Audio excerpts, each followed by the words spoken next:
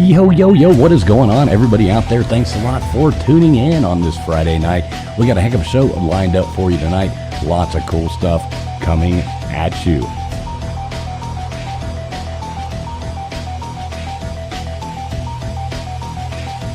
We do have a special guest lined up tonight.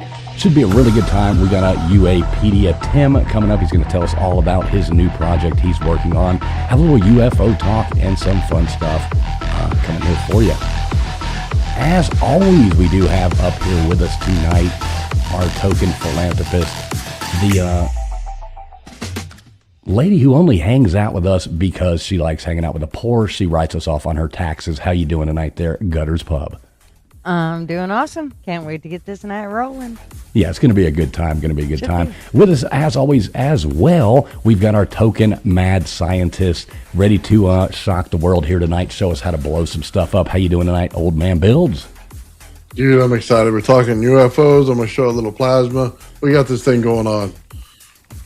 Showing some plasma and testicles. That should be a lot of fun. And with us here tonight as well, we have our token studio recording country music sensation, KJ. How you doing tonight there, KJ? Hey guys, happy Friday. Woo woo. Excited about the show. Let's get it going. All right, as long as we get that woot woot, that's all that matters. So yeah, folks, we're going to get this thing going here in just a second. Sit back and enjoy. Let me say hey to some of you fine people already coming in here, and we'll see what's going on. Who we got in here? We've got coming in, we have already Matt Dummett. Matt Dummett always coming in first. Good to see you there, Matt Dummett. We got Dispatch Center. What's up, Dispatch? Good to see you, brother. Let's see, Gumby coming in here. Good to see you, Gumby. We have our buddy Lou Sasshole. He's got a really cool name. Thanks a lot for being here, Lou. Let's see who else we got coming here. Big Barney Ross. Big Barney Ross says the last time I had faith in the news was when it was with Huey Lewis. Oh, that's actually the first record I ever bought, Big Barney Ross. Turtles Records. Bought that in the Rocky IV soundtrack. What a great time. Well, that was a day or two ago. Let's see who else we got coming in here. We got Over Underrated. Good to see you, Over Underrated. Shout out to you. Flatty in here. Good to see you, Flatty. We've got a Y Greaves. Y Greaves. He says, hello all. Good to see you in here. Hope I said your name right. Old Man Builds hanging out in chat. Good to see you in there, Old Man Builds. We got Daniel Berry Sports Highlights. Good to see you, Daniel Berry. Ready for some fun football coming up. Can't wait for that. Big Dog Ma. What is up, Big Dog Ma? Good to see you as well. Let's see. Still scrolling down. We've got Robert in here. Good to see you, Robert. If Beer and Back Roads was a person, good to see you too, brother. As always, if I missed your name, did not mean to. We'll be saying hey to people all night. But yeah, welcome in everybody. This is streaming out to a bunch of different platforms here. We're live on X on my channel. We're live on X over on Old Man Builds as well. We're live on YouTube over here at Traveling Fools. We're live on Old Man Builds YouTube. We're also live on LW's YouTube and Gutters Pub. So no matter where the heck you are watching this from, we appreciate you being out there. Please, everybody, do make sure you hit that thumbs up button. It does help the stream get out there to wonderful people just like yourself. So that being said, we're going to get this this show started.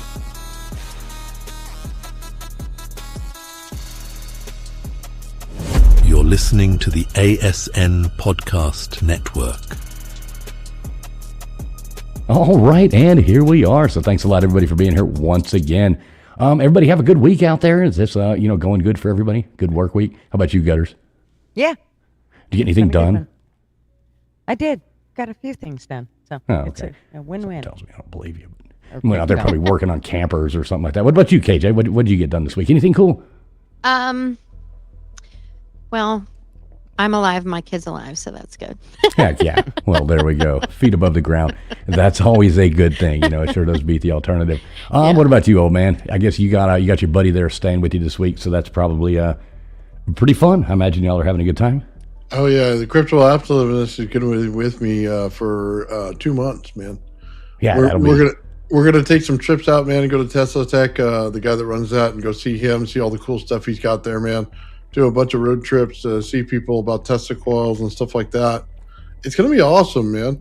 And we're gonna do a lot of alchemy, so just normal chemical science, and then we're gonna get into a bunch of high voltage and stuff. And I'm gonna go on and do a live show, man, for probably about 4 or 5 hours, just lighting everything in its mother up. So it's going to be exciting, man. It's a good couple months. That's awesome. Yeah, I can't wait to see some of the projects that the two of you come up with together. I mean, it's kind of like the combination there. It's just I can see the sparks flying already. I mean, I'm excited to see what kind of stuff y'all blow up, basically. Oh, yeah. I'll show you how to light up a Tesla coil with a burrito. Oh, nice. Nice. Awesome. Nothing better than that. So, yeah, we do have a guest joining us here in momentarily. But first, back by popular demand, I do think we got a couple little segments we want to do here, covering basically, I guess, like the latest news of the week and things like that. I think, KJ, you got something you want to talk about as well. Gutters, you too. Gutters, you want to lead us off? Sure. I sure All can. right, take it away there, lady. All right. Well, oddly enough, scientists have finally cracked the code on auto brewery syndrome. Yes, it's actually a real condition where your gut bacteria ferments carbs into literal beer. So inside your body, you eat a sandwich and suddenly you're legally drunk. No bar tab required. So I thought that was very interesting. The researchers have just pinpointed the exact microbes and pathfinders responsible, meaning we now know why such unlucky people get hammered on pizza while their friends stay sober. One expert quote is, "It's like having a brewery in your intestines that never closes." So, very interesting. Police departments are reportedly considering breathalyzers labeled gut edition. And, well, wedding planners and, So already the wedding planners have carbs optional menus. So I thought that was quite strange. You know how you can tell the difference between an oral and a rectal breathalyzer? The taste. Yeah, there you go. I feel like that's in there, So on top of it, in a related health news, roasted coffee might help control blood sugars. Well, let's be honest, if your gut is already brewing IPAs, that latte is just adding hops to the party. I mean, there ain't no really, So stay hydrated, folks, and externally at least. And this has been your Abbinormal news break. Yeah. I like it. Good job, Gutters Pub. Good job. Look at that, coming in there with the news break there, talking about getting drunk from eating sandwiches. That's going to be the death of me right there. I think that's what's going to happen is our friend Gypsy's going to finally slip me that sandwich, and it's going to have a Mickey in it, and I'm going to be drunk by the time I get done eeting it. So Right. That's Well, funny. usually doesn't something else happen after they slip you the Mickey? It might be a great night. You never know. you do never know. Never know those. That's when the thermometer gets inserted. That's Right. what happens. Well, might be one more reason to call it Mickey. Yeah. Hey, Mickey, you're so Taking his fun. breath at the wrong end.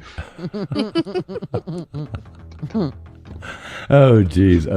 Hey, big shout out there to a new buddy of mine coming in here into the chat. The Guild. Went over there earlier and was checking out the Guild's channel. Super cool, telling like ghost history, ghost stories, stuff like that. Really cool guy. So shout out to you, The Guild. See you coming in here. Super cool to have you in here. Any of the mods want to drop the Guild's channel there, that'd be super cool. I suggest y'all go over there and check them out. Super cool channel over there. Really do like it. So I'll go on ahead and go now. We'll see what we got here. I did look up some of the latest news here that we got coming out.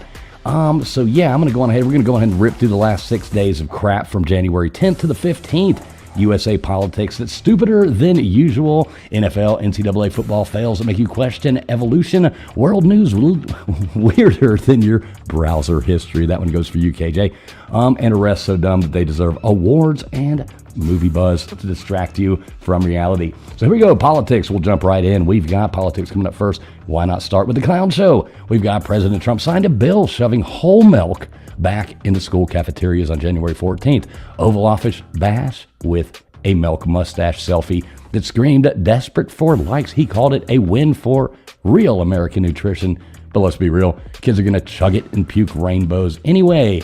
Memes exploded, whole gains versus skim scams, while health nuts whine about arteries. Who cares? It's dairy drama in a world gone mad. Next, we got tariff tango coming up. Trump is talking about giving out a dividend check for $2,000. Maybe by the late 2026, I think. Fans are screaming free cash while haters yell inflation trap. Picture this. You get a check, but your imported socks cost an arm and a leg. Economic edging at its finest. Let's see. We got other people going on. The economy people are sitting there bickering like divorced parents. Iran's on the line. Trump allegedly said, cool it, no bombs, after Arab bros mediated diplomacy or dodgeball, and his schedule jammed with Kristi Noem chats and Stanley Cup photo ops. White House still the best reality show on television. On to the NFL. We've got all kinds of stuff going on there. Football time coming up. NFL is serving more face palms than touchdowns. Terry Bradshaw's Fox rant. A verbal train wreck that left Michael Strahan gasping. What the fuck happened? Bradshaw babbled like a glitchy AI on bath salts. Fans scream, retire, old man, but memes, pure chef's kiss.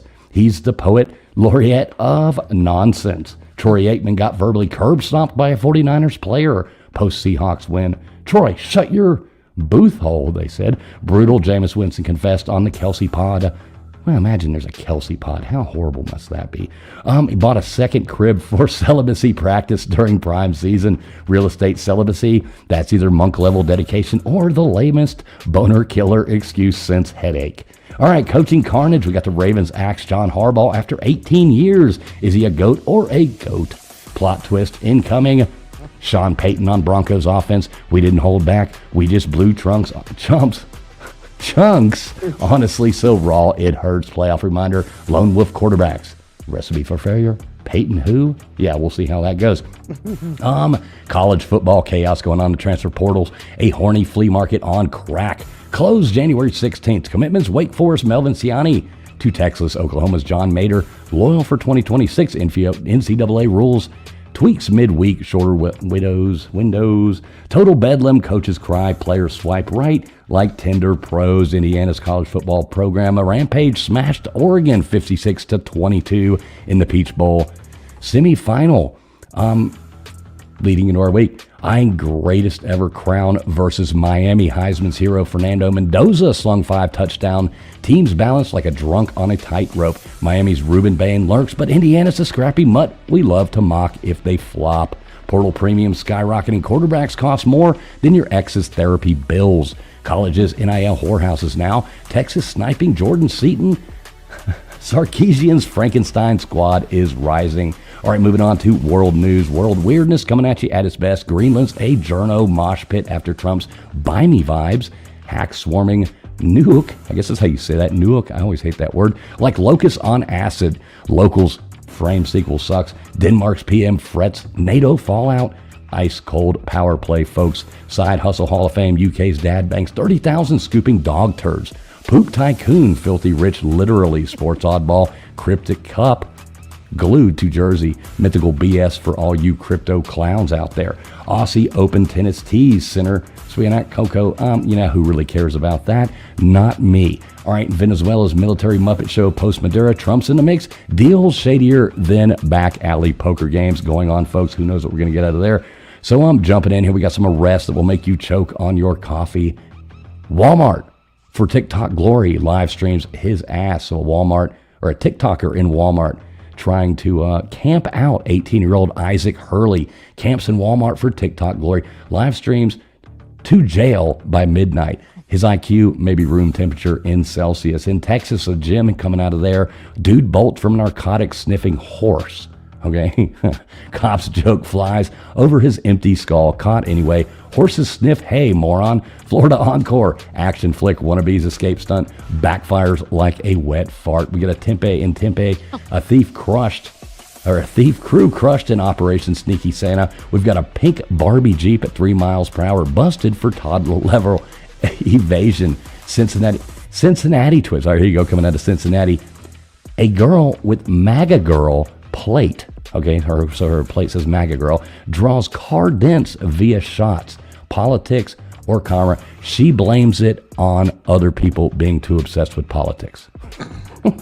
And she has MAGA girl on her license plate. So good for her there.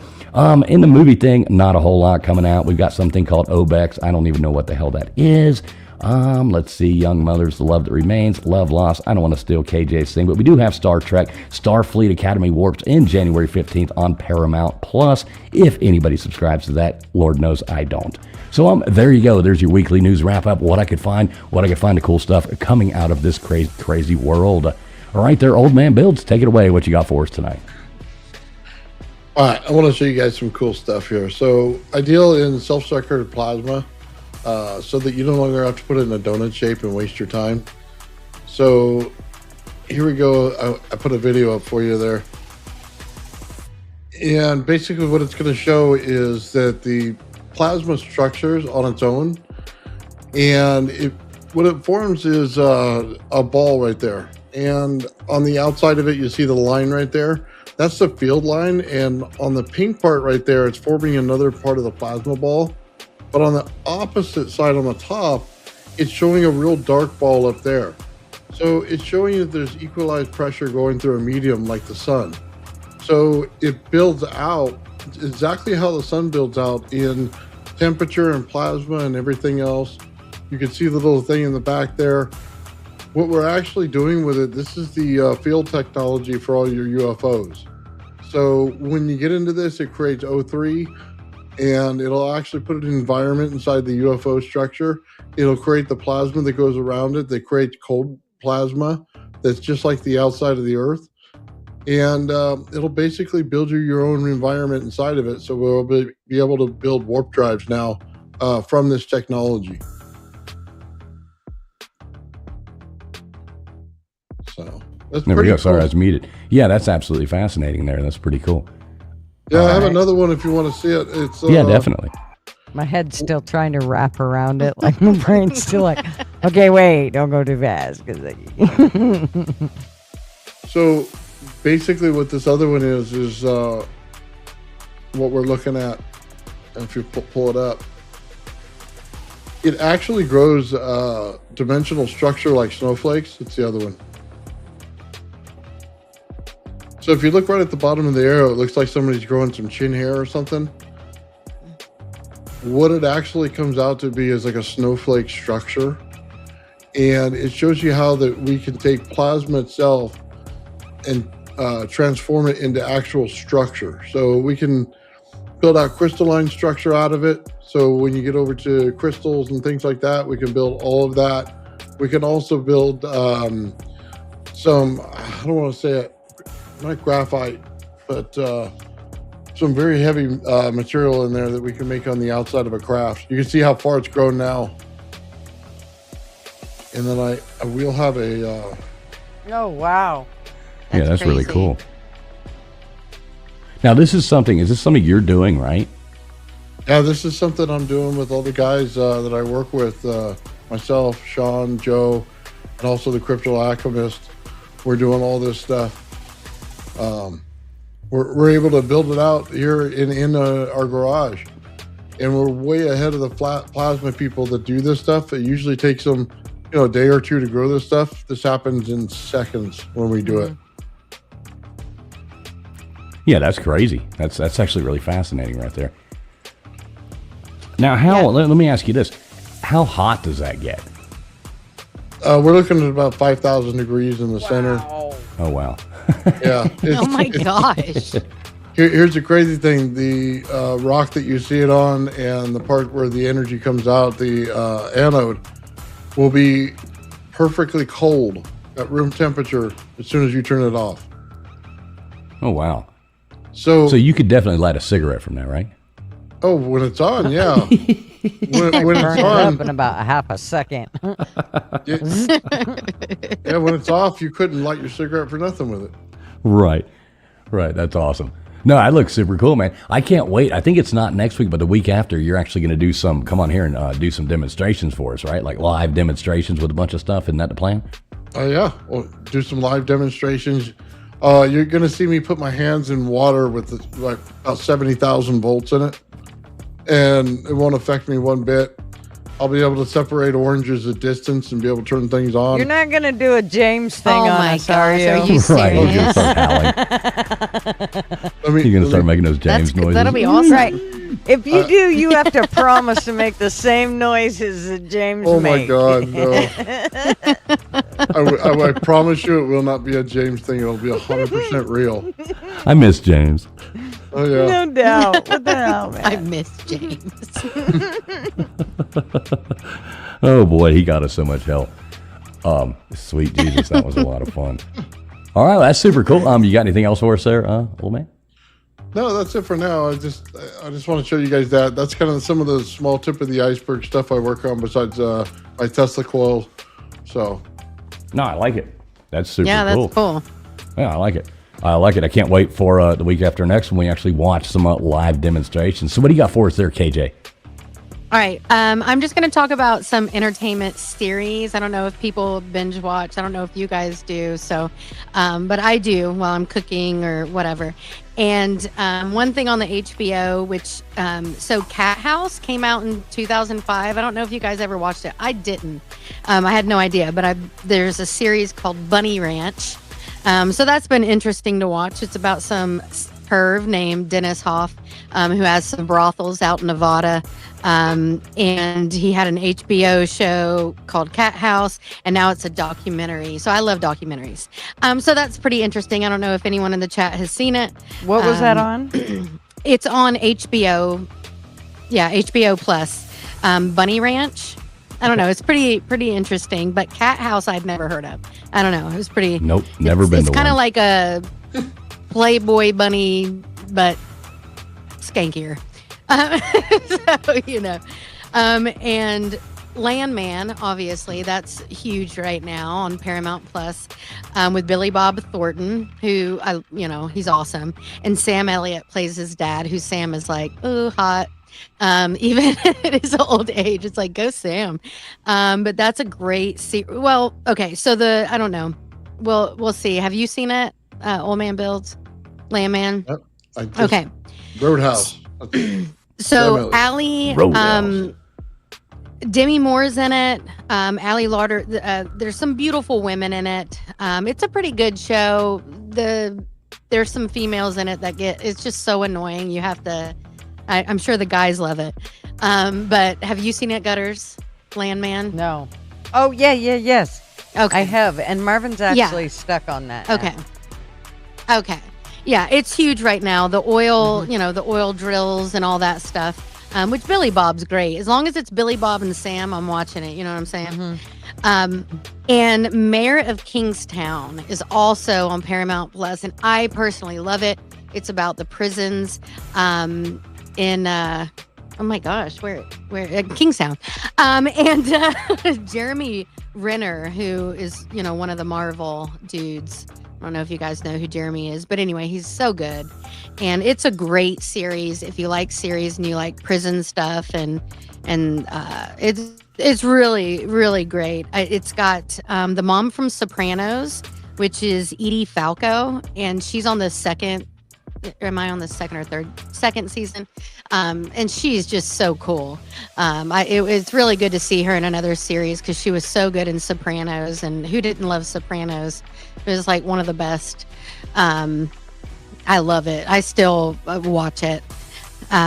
Anyway, so that's some series, and this last one might make you cringe but it's from TLC, but it's also on HBO right now. But it's the 1,000 pounds. Let me, is that like the TLC channel? waterfalls or something? Don't go no, it would be cooler if it was. No. But the TLC channel. But 1,000 Pound Sisters with Lord. Amy and Tammy.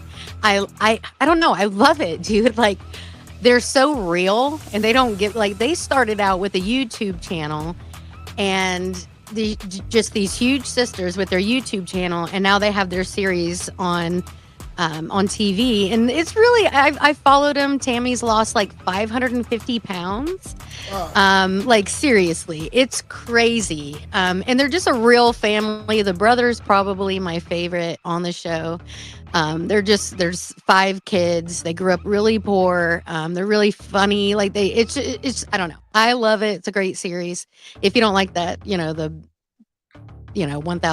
there's all those shows, but this is the one I actually like. They're just hilarious and, whatever. I love it. So anyway, that's it. Some series, and Stranger Things. I haven't seen the new one that's out. I don't know if you guys are into Stranger Things, but I love it. But it's really, Stranger Things. I got to watch the last, season. So I got to check that out. But if anyone has, anything about that, that'd be cool because I do love Stranger Things, but anyway. They lost me at the end of the first season. I just couldn't get into the second one. Oh, man. But, yeah. I don't know.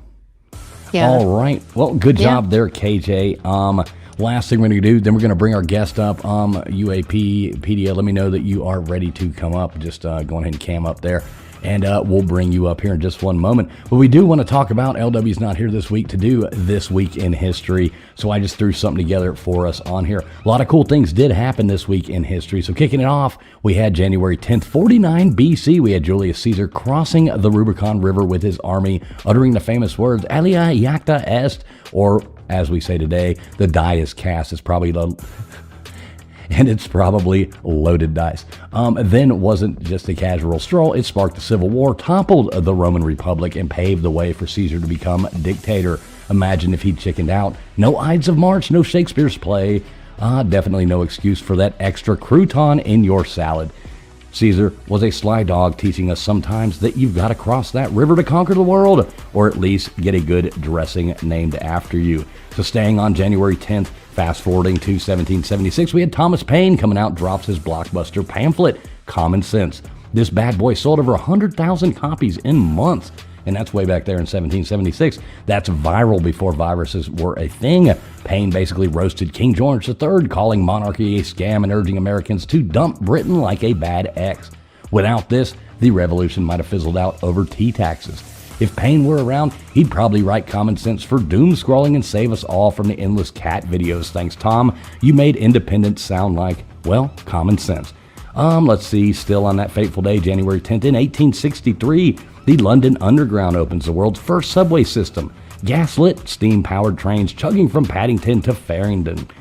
Talk about a steamy, hang on, gotta flip my notes here. Steamy commute. Victorians packed in like sardines, coughing through the smoke, but hey, it beat walking in the rain. Fast forward 160 years later, and Londoners are still moaning about delays and that one guy eating tuna on the tube. So here's a pro tip for all you travelers out there. Skip the first ride unless you enjoy smelling like a coal mine. Mind the gap in historical hygiene. All right, here's one more for you. We got let's see, Augustus from zero to emperor here, jumping to January 16th, 27 BC. The Roman Senate crowns Octavian as Augustus, kicking off the Roman Empire and ending the Republic. This guy went from Julius Caesar's adopted kid to the first emperor, renaming a month after himself, August. Duh. It's like winning the ancient lottery, power places, and zero turn limits. If Augustus were on X today, his bio would read, illustrious one, founder of empires. DM for conquest tips. Moral of the story, good PR can turn a Civil War winner into a god emperor. Bow down, MFers. All right, here we go, wrapping it up. January 16th, 1919, the 18th Amendment is ratified, banning booze in the U.S. and launching prohibition because nothing screams freedom like outlawing happy hour. All right, so cue in all the speakeasies, moonshine mishaps, and gangsters like Al Capone turning crime into a cocktail party. It lasted until 1933 when everyone realized sober America was no fun. Lesson learned, you can't prohibit human nature. So here's to the roaring 20s. They roared because they were thirsty. All right, so without further ado, let's go on ahead and bring up our illustrious co-host coming up here tonight to tell us all about his great projects. It's UAPedia. Tim, how you doing tonight there, brother? Hey, thank you. Great to be here. Appreciate it. Yeah. Good to have you here. So yeah, we'll give you the floor here. So tell everybody about yourself. Tell everybody who you are, what you're doing, and so nobody's lost. Yeah, so before I usually talk about this project, I have a small disclaimer just to state that UAPedia is not involved nor associated with any government, non-government, NGO, or other contracting agencies. We are completely independent and we are community supported. So after this chat, if you feel so inclined, you can, contact us and potentially join our community. But yeah, what we're doing at UAPedia is we are the world's first expert-created AI-assisted encyclopedia dedicated for unidentified anomalous phenomena.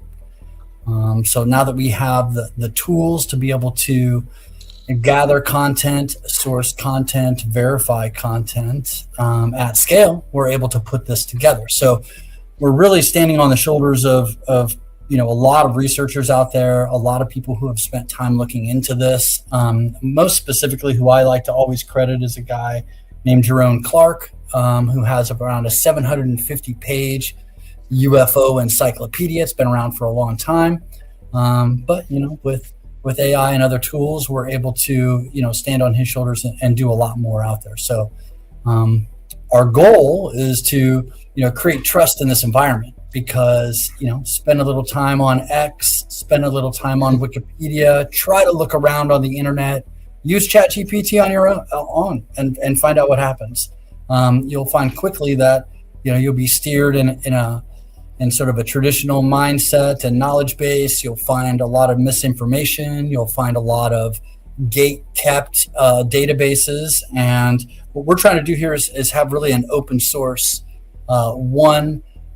sort of ground truth for what's happening within the phenomenon. Yeah, that's really cool. So explain to people now. So I was checking out your site actually about a week ago, 2 weeks ago, when we were looking at it. So explain to people. So you're stockpiling a lot of data. Is from what I can see, a lot of things like that. Elaborate on that a bit, if you don't mind. Yeah, so what we've done is we've created a table of contents. Just think about an encyclopedia, that you used to have. I don't know, I might be dating myself, but encyclopedias used to be volumes and volumes that sat on a shelf somewhere collecting dust, right? And so this is a modern version of that. We have a table of contents that's around 45 pages long. And so we're working through that diligently, verifying, applying our claims taxonomy and our speculation labels. We're verifying all of our sources, and we're putting together entries or articles that include multimedia. Sometimes there's images, sometimes we're linking over to video, but we're really trying to be sort of that discerning voice. Again, a lot of misinformation cycles. What we're trying to do is be steady Eddie and have really a trusted source of information in a modern encyclopedia style format. Yeah, that's really cool. You remember the days, like you speak of encyclopedias and you say you don't want to. Now, we all are 39 on the internet, so we have decided that. But, the days of encyclopedias, like back in the day, when you would be, every time I'd ask my mom something she didn't know the answer to, she would look it up. That was like the deal. You would go to have to do a book report or, like a paper for school. You'd have to go and know the Dewey Decimal System, check stuff out, do all that. The internet has just changed the absolute world. And, that's a wonderful thing, in a lot of ways. A lot of ways bad, those damn cat videos. We won't talk about those. But yeah, hey, let me real quick here, real fast before we get back to that. I do want to say hey to a few more people coming in. We got Christy Sullivan coming in here. Good to see you, Christy. Who else did I see coming in here? We got PJ. Good to see you, PJ, in here. Mr. Duggar Fishing. Good to see you. Anyway, Song.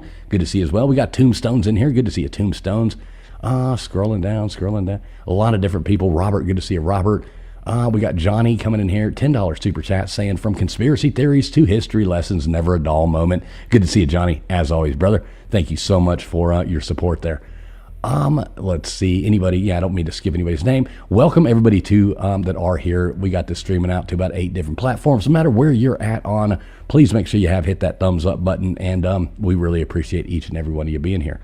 So, Nathan, what kind of questions you got here for Tim? Well, are you guys staying away from Stephen Greer and Alessandro, all those people, or are you guys jumping right into them? Yeah, we have entries on both of those guys. You'll find case files, and I know those guys are really can be controversial, but they're meaningful people within the UAP and phenomenon space. So we're covering all that. We're not really discerning between that. So you're holding nothing back from them. I ask because they're the disinformation people. You get on there and they show you an egg. They show you the boogosphere. They tell you that they have no idea how this stuff works. They won't even crack it open. Are you interested in debunking any of that stuff, or are you just kind of flowing with it? Yeah. So what we have is a claims taxonomy, right? What can be verified? What can be validated? And so when it comes to controversial figures, there's always a section in there around the controversy associated with them. Certainly Lou Elizondo has a lot of controversy. Certainly Stephen Greer has a lot of controversy.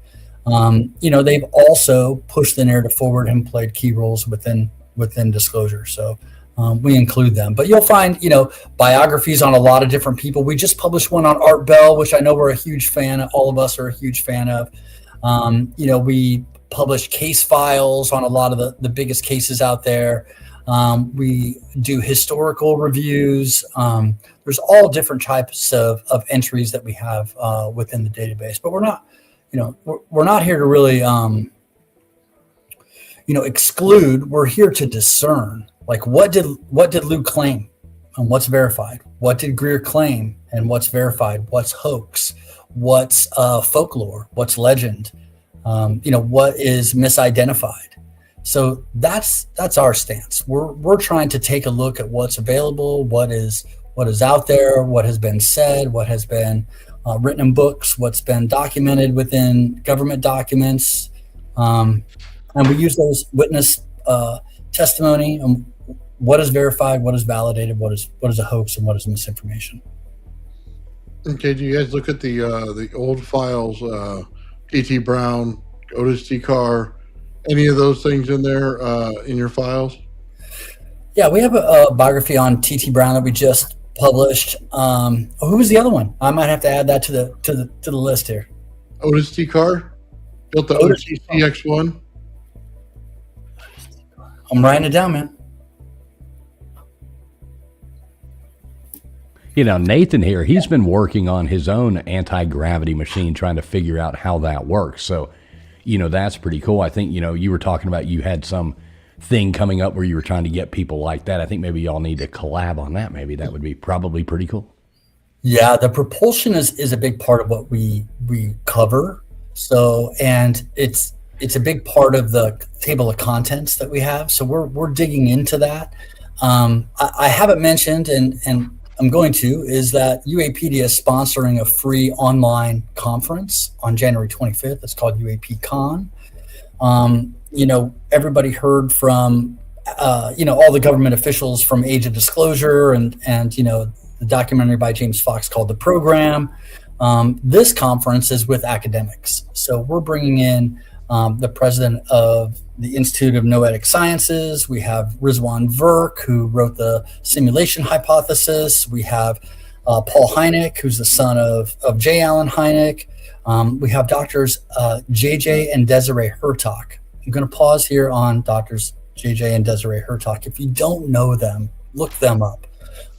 They have a really incredible story and are involved in space law and a bunch of other things. So they're on the panel. And so we have this summit and conference scheduled. So we're going to talk about, the nature of reality. What can we discern from reality?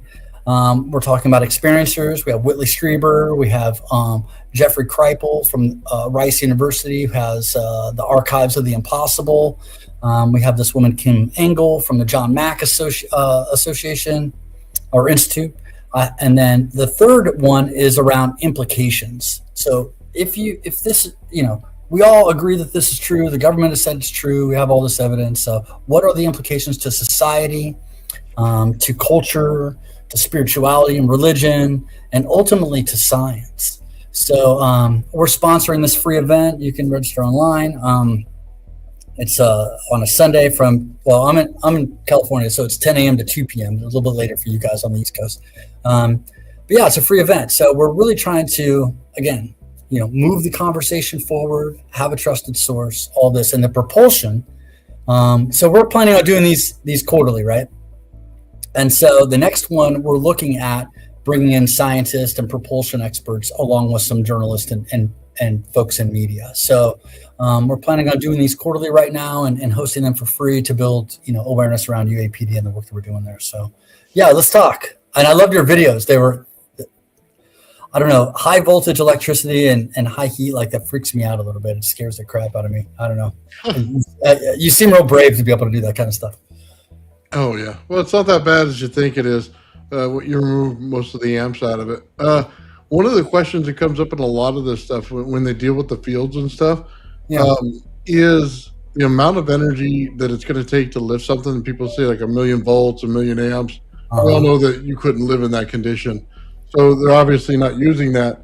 Right. Did you ever hear anything when you guys pulled all the information together about structuring fields, coupling fields in order to reduce the amount of energy put into it? Oh man, I wish. There's folklore around this, right? It's not really verified. There's the Bob Lazar element 115, right? Are you familiar with this? Where the stable version of it creates the warp bubble around a craft so it can move through time and space and mediums, effortlessly. And then there's, you have folks like Hal Puthoff and Eric Davis who have written extensive papers on advanced propulsion methods. You do have T. Townsend Brown, and you have, of course, some other folks involved, but those are the gist of what's available right now, and a lot of it is just theory and not validated. Interesting. Yeah, that's going to change very soon. I'd love to hear other people's thoughts. So tell me what you think. Who should we include, and what are we missing, and that kind of thing. I'll tell you right now, the first person that says that you need 1,000,000 volts is the guy that they're out of the room, because he obviously doesn't know what he's talking about. So just so you understand, building field bubbles fairly easy. You could do it from the inside out instead of the outside in. It's just basically just like the plasma you saw, but you have to build it from the inside. And it takes the understanding of structuring things and making them in a coherent fashion so they self-structure in plasma. So you hear a lot about the Schwinger limit and how do I bake the Schwinger limit? Well, you don't do it mechanically. You have to do it through gases, or you have to do it through plasma. And the only way to get to there is to make this field. And it's not propulsion. What it is a gravitational field. It's like building cold plasma around the Earth, okay? We all know it's there. You all know you can structure it. But if you don't put the fields close enough to each other, you'll never get there. And it's kind of like it's a bunch of rocky surfaces on the inside of the bubble. And in order to get that smoothed out and make a laminar flow, you actually have to squeeze them and compress them. And once you do, it builds a field on the outside of this craft, which will allow it to pull the energy from the environment to work in there. If they don't talk about entropy and how entropy works, they didn't build it. So you can tell right away it's complete disinformation if they don't, because it's required. You're creating a couple of capacitance with the environment itself. It's like taking Tesla coils and just taking the number 2 coil by itself, putting it out 3 feet from your main source, and putting 6 of them in a circle. You're coupling capacitance in the air, so the main driver should go down to 0 volts is where you should have it. And they should all still run because the energy stays in the environment. That's field coupling. If someone doesn't understand field coupling, they'll never build the bubble. So I wrote a paper that added on to another paper that had to do with warp bubbles. And it talks about time and gravity being emergent from the field.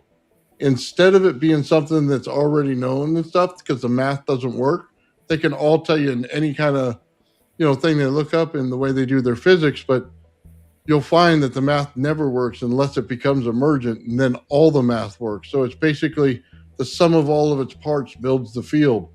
So in anti-gravity, you first must build the bubble, okay? And once you do that, then you can build the propulsion afterward. Okay, man, you're booked. We're gonna have you in the next UAP Con. I love this. This is great information. Yeah, It's not all. he is our token mad scientist. Yes, yes, he definitely is. Yeah. Are you the one out collecting the brains from Abbinormal? No, I'm just kidding. Yeah. That is definitely him. Now, KJ, let me ask you. We would like your scientific input onto this topic, there, KJ. Come on. As soon as he's like, who's going to, I'm like, my eyes got big. I'm like, hell no. I have no idea what's happening right now. But I'm taking notes. I'm doodling. Yeah, I do want to say real quick, at the top of my chat there, and I think I've got it pinned up there as well. I think Gutters had posted it over there. Nathan, if you could do that as well. Yep. I've got the link to UAP Con, and that is also the link to UAPedia. I think if you go there, you will find both as well. But I do have that link to the top of my chat. So I do encourage, I know I signed up for it, I think 2 days ago, I did sign up for it. Very easy going there to UAP Con. It's basically just give your email and they are, how are you doing that? So I'm not sure, you explain that. That's exactly right. You put your email in there and we'll send you a link a week, a day, and the day of the conference, and you can click on that and you just join for free. I will tell you guys, we just got this confirmed. I'm meeting with him to kind of go over the speaker details and whatnot, but Jeff Nuscatelli is going to be opening the conference. If you don't know Jeff, he's a U.S. Air Force veteran. He testified in front of Congress. He was one of the people that testified last. So he's going to sit down with a fireside chat with us to talk about not necessarily, nuts and bolts and government disclosure and all of that. We feel like that's been done in a lot of ways. What we want to talk about is, now that you've had this experience, how has it changed your life? What happens to you? Because the ultimate reason that we're doing UAPedia, and I'll talk a little bit about the community I'm involved with, is as an entry point to high consciousness. So we feel really strongly that if you've had a supernatural experience, and there are lots of different types of supernatural experiences that can lead you to a high consciousness state, that you need community. And so I was one of those people. I had a bunch of experiences that I couldn't explain. It kind of, it pattern matched to other people's experiences. And so I found a community here we affectionately call the Consciousness Club. And so this is a group of people. It's around 80 people. There are, scientists in there. There's PhDs. There's a number of psychics. There's a number of authors. There is documentarians. There are, just interesting people who've had interesting experiences. There's sound healers. It's great. It's I know I'm in San Diego and I'm a little bit biased towards the woo, but for me, after having these experiences, it was really important for me to find a community of like-minded people. So this UAPedia UAPCon is a way to create community around high consciousness. So when I talk about entry points, I won't bore you with my slides, okay? I won't do that. It's the first time I'm here. I won't call up PowerPoint slides. But I will tell you, it's really everything from, it could be... We do appreciate that, by the way. I want to hear about an experience. That's what I want to hear from you. Can we hear that? Sure. So I'll tell you one that I think is kind of the coolest. So when my daughter was 5 a few years ago, she came home. She was walking down the street, sunny day here in San Diego, and she said, "Dad, these coins fell on my head while I was walking down the street." I looked up. It was a blue sky. It was a sunny day. This is so weird. But she was 5. She was 2 doors down at the neighbors.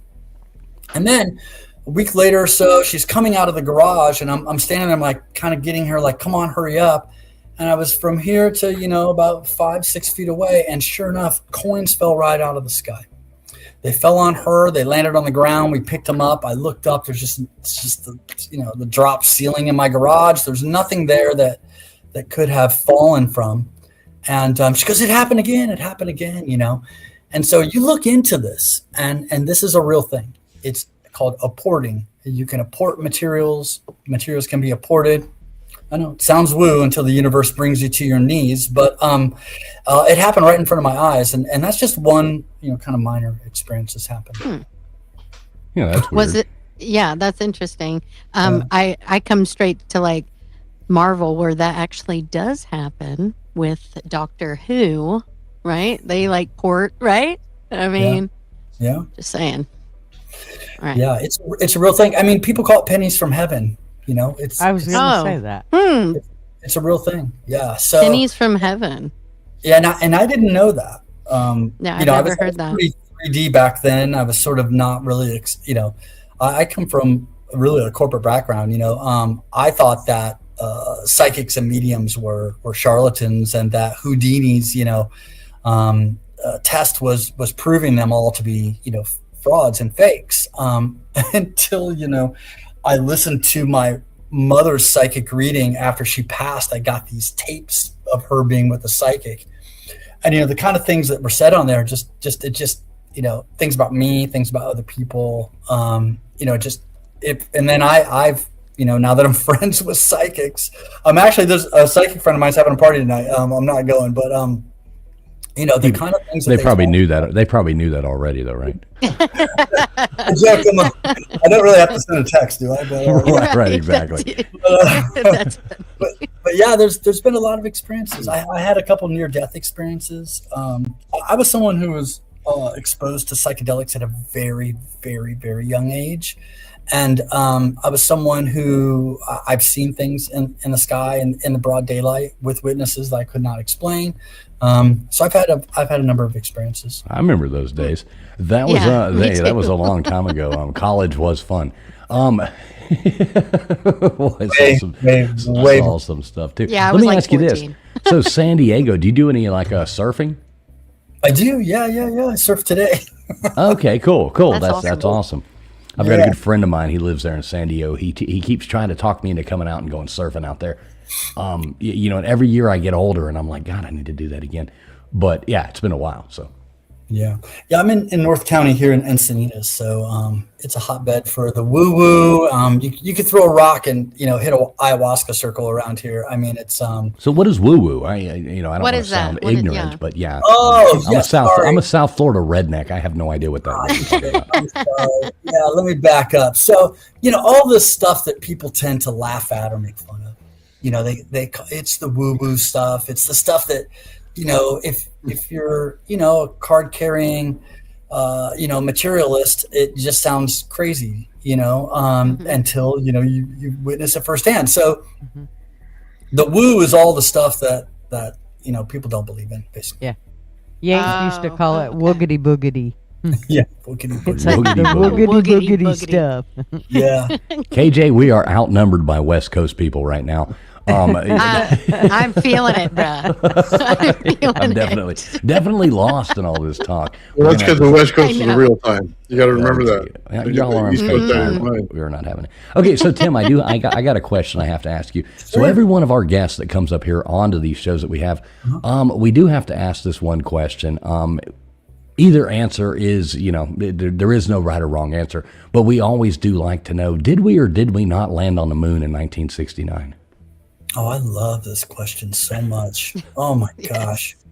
So I'm going to plug a friend of mine's. I'm going to tell you guys a story. So I went for a surf. I grabbed some tacos. No one was in the house. Okay. From a street truck, right? Well, it's actually from a gas station. But okay, cool. Oh, man. You just lost California woo-woo points right there. So I come home, and I may or may not have used my medical card or whatever. And then I sat down. I didn't know what documentary to watch. I was going to watch some UFO stuff, right? So I click on this one. It's called Secret Space UFOs. And it starts off a little slow. And then it gets into all of the archived, all the NASA archives about going to the moon from the very beginning before they really knew what they were doing. And so my feeling is that the moon is a head fake. The moon hoax is a head fake. They did Kubrick. They did, they put out all this misinformation. So you would think that they could not go to the moon. And that's the conspiracy. But the real conspiracy If you watch this Secret Space UFOs, the filmmaker is Darcy Weir. He's a friend of mine. He's a Cult Journeys on X. He's a really great guy. He's despite being Canadian. But he that documentary freaked me out. It scared me in my own house. Now, it could have been whatever, but I was a little paranoid, whatever. But I was scared because the implications were based on what the archives have, that they went to the moon, and when they went there, they found life. They heard songs on the back of the moon. They had a nickname for when they would see ETs or non-human intelligence. They would call them Santa Claus. You can look through the actual transcripts that they had, because they didn't know what to expect when they got there. So did we go to the moon? Yes. Is there a moon hoax conspiracy? Yes. Is the moon habited? It could be. It's not 100% verified or validated, but there is. Is it hollow? That's one thing that happened to you. You're aware of that, where they dropped. Yeah. Dropped one of the boosters and it rang like a bell. Yeah. There's other things too. The moon math is very, very strange. The math doesn't line up with any other moon, any other planet. I like the things where you go back and you look at ancient cultures, and there's a lot of them. I think one of them's like the Zulus, and a lot of these old cultures have the old tales of life before the moon, which I think is really fascinating. Right. Where and it brought in, and there's many ways to look at that. Maybe our atmosphere was just denser then, and gradually cleared, that causing the Great Flood, the Younger Dryas, all that kind of stuff like that. Or was there a time before the moon and that caused the Younger Dryas because the moon came? I mean, there's many different theories to look at there, but I love them all. Yeah, we don't necessarily believe everything we talk about, but boy, we like talking about crazy shit. Oh, wait, okay, but because I partake in the same medical card that you do, that I don't have, but because I don't have to, but I forgot. Did you say that did you explain the radiation belt? What do they call it? The Orion. Yeah. Did you explain that part about how we get through there? No, going to the moon. I don't. And look, I do want to double down on what you said. Right. We can hold these ideas in our minds and not believe them, right? Or we could hold them in our minds, and it's like Schrodinger's cat, right? The cat's dead and it's alive. It could be true and it could be false at the same time. So I really enjoy that. That's why I'm doing that's part of the reasons why I'm doing that. Yeah. The guy who promotes that, I can't recall his name off the top of my head. This radiation belt as a reasons why they didn't go. I don't have a counter argument for that. But I know that there's a lot of misinformation around the moon.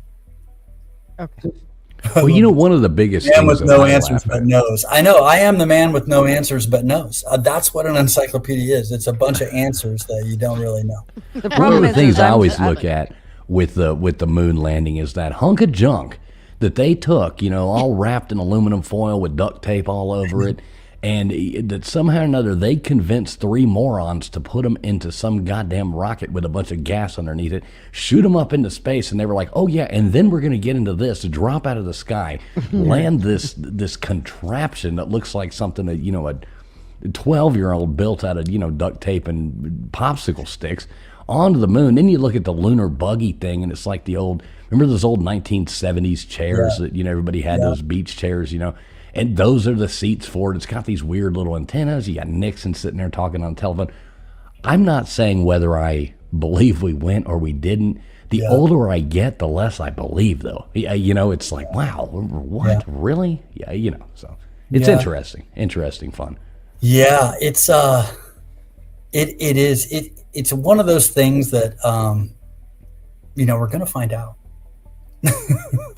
Do you think we ever will, though? I mean, the government hasn't ever told us anything, so at least anything truthful.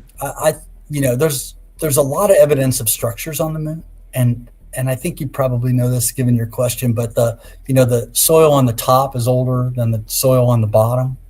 As you dig, the soil gets younger rather than older. Right, which is totally unfathomable. That is like impossible. Someone put unless that the Van Allen radiation belt varies during solar minimum periods. I'm just reading the chat, but yeah, here's that hunk of junk, we got in front of us right here on the screen. Imagine somebody sitting there and they're like, "Hey, Tim, so I got an idea. We know you're a good Air Force pilot and stuff like that, but we want to go on ahead and promote you." Oh, wow, what am I getting promoted to? We're going to put you into this thing right here, fly you up into space, and then you're going to drop out of a rocket and land this thing onto the moon while Michael Collins floats around and goes to the dark side and hears a bunch of scary shit. What would anybody in their right mind say? He'd be like, hell no, I ain't getting in that. Yeah. For me, I feel like there's only like the sign that says free candy on the side. Like, Oh no. That's the dark side of the moon, Gutters. They didn't land it there. like That's bad. where's the van? Very cool. Oh, I love these graphics. Yeah. Mm-hmm. Yeah, we haven't done a whole section on the moon yet, but it needs some attention for sure. Well, what they don't take into account, I'll tell you this right now, is the Van Allen belt. They talk about the radiation, but they don't talk about what kind it is. And this is the important part. When you do hot plasma, you get into a hot reaction, right? So you get what you get in a nuclear plant, which is very bad in radiation. But when you get into cold plasma, that actually changes and will grow plants in your yard twice as fast or 3 times as fast. So when you deal with what kind of radiation is the Van Allen belt, it's cold plasma radiation, which means it's completely different radiation than the hot plasma you would think it is. So they don't even have that right. So well, explain that to me, dumb it down like I am, just an absolute No, not moron. like he is. Dumb we it are. down like Just how we are. Dumb that down for me.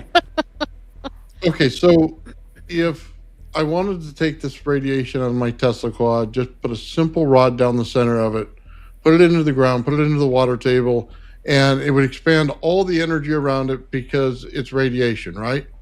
But you would think, oh my God, that'll kill everything in the neighborhood. The exact opposite happens, and it has to do with structured water. Instead of it structuring it tight, like your blood vessel or something, it'll open it up. And what it allows for is everything to flow faster through it, so it grows faster. So you'll get plants to grow 3 to 4 or 5 times the ability of it, and it has to do with the radiation. So what zone we're in right now is we're in a cold radiation zone. So when you go outside, you're not harmed until something pushes upon your ionosphere and pushes it into you and creates a hotter plasma inside. That's when you get problems. But we're in a safe zone right now. Think about the amount of voltage it took to create the plasma around the Earth, right? It's in the trillions of voltage, but it's not harming you right now. So therefore, the radiation is different than it is when you're standing next to a reactor or standing next to a core. Completely different. So when you go through the Van Allen belt, it didn't hurt them at all because it's a different kind of a radiation altogether. It's not the same thing that you think it is. Okay, now my brain hurts and I don't want to talk about this no more. Gutters now feels dumber. No, I love that. I love that so much. Thank you. I know you guys do, but my brain hurts. I swear, you just dented the side of it. Oh, wow. Sorry. I'm really a Side researcher of more than a scientist. Well, we could talk about aligning your chakras. I could tell you all about that. Oh gosh, here we go. Can we start with purple? No, just tell you how resonance works, man. We're good. Funny.